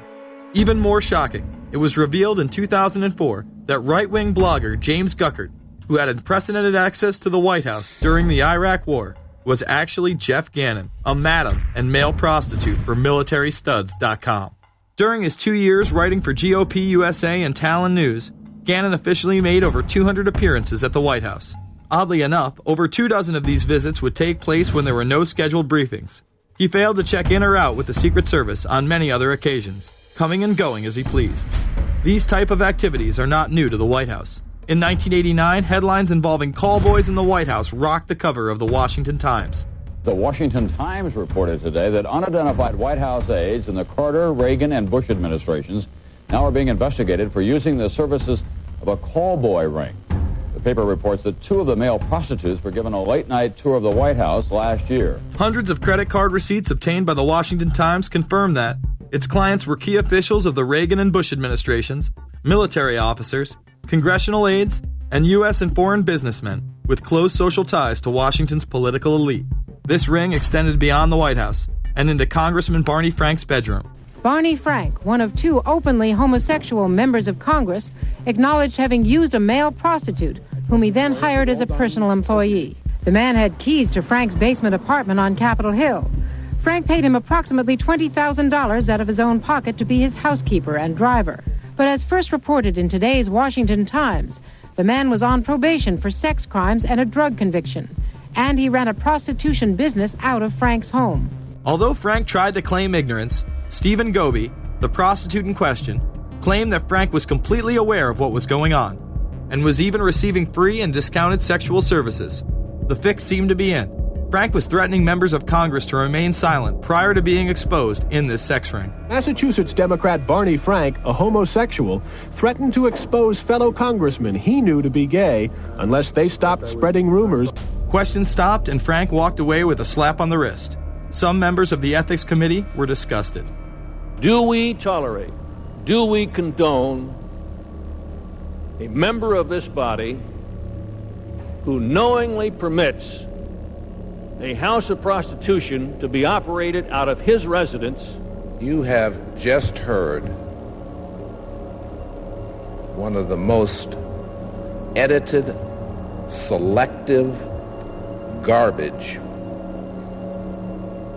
that has ever been put forth, in my opinion, in this House. Again, we see people of the highest levels of power involved in the most repulsive and decadent of crimes. They couldn't care less about the code of conduct that's taught in all major religions about treating others the way that you want to be treated. And then they masquerade, they put this false front on that they're like everybody else, because your average person wants to do right, believes in some sort of a karma, believes in some sort of a divine justice in the universe.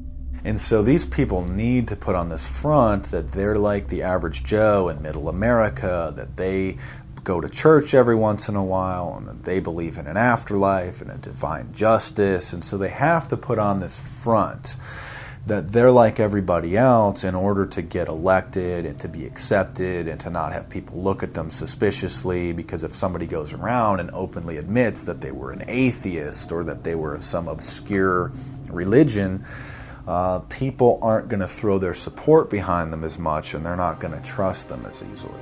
The reality of this behavior is never revealed to the public, as the media keeps any revelations quiet. Unfortunately, these type of activities continue to this day. Florida Congressman Mark Foley chaired the House caucus on missing and exploited children, and went on television praising Chris Hansen's To Catch a Predator series. The Dateline piece has probably done more than any law we can create. Foley was later caught attempting to have sexual relations with numerous underage pages. Congressman Mark Foley, the man who championed the Child Protection Act of 2006, resigned after inappropriate emails and instant messages surfaced that he sent to former congressional pages. Once more, no charges were even filed. Foley himself has checked into rehab. No one has been charged with any crime.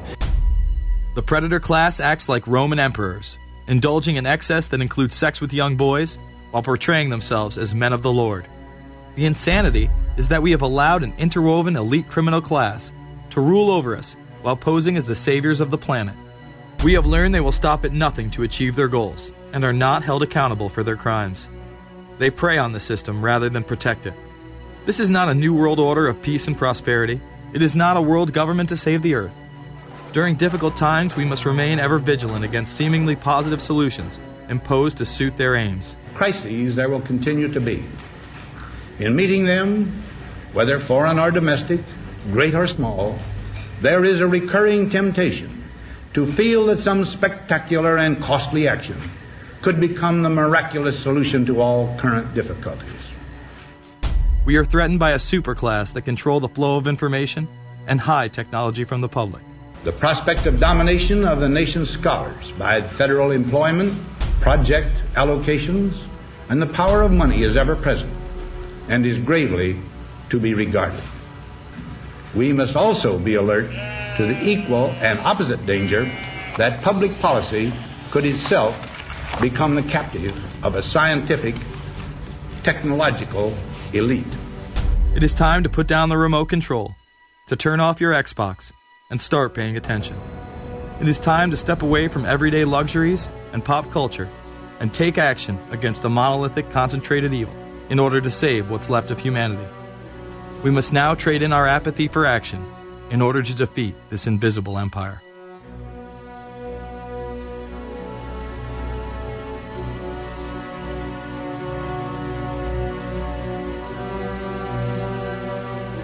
How set up are we to deal with this new world order? I think we're going to hear a lot about that today. Let's take the New World Order. It's an interesting phrase. I've been thinking a little bit about the structure of the world, right? The New World Order, as everybody says. The peace could yield to the pernicious New World Order. The New World Order. The New World Order. The New World Order. The New World Order. This New World Order. Stay fixed on your goal of imposing the New World Order. We kept talking about a New World Order. A New World Order. That's what we need now. A new world order with swing. One war and one victory doth not a new world order make. Conservatives used to believe in the United States of America rather than the United States of the New World Order. The ambition to create a new world order. Whose world order is this? And of course, what he called it was the New World Order. Respect for a new world order. We can see a new world coming into view, etc., etc. That's the core of the New World Order that we want to try to build. It's the sole superpower, New World Order. New World Order. A new world order. To a new world order of peace. Let's say a new world order, for want of a better term. Entities of the new world order. The whole concept of New World Order is something else. It really says that the state is God. The state will play a bigger role in the economy. New order. What Wilson wanted was a new world order, not just a new world order. In order to compete in the New World Order. Compete in this New World Order. This is the third leg of the New World Order. We had the World Bank, we had the IMF, and now we had the World Trade Organization. A rigid New World Order. This hoped-for New World Order. Constructing a new world order. In the new world order of the 21st century. The new world order we're going to put in place in this New World Order.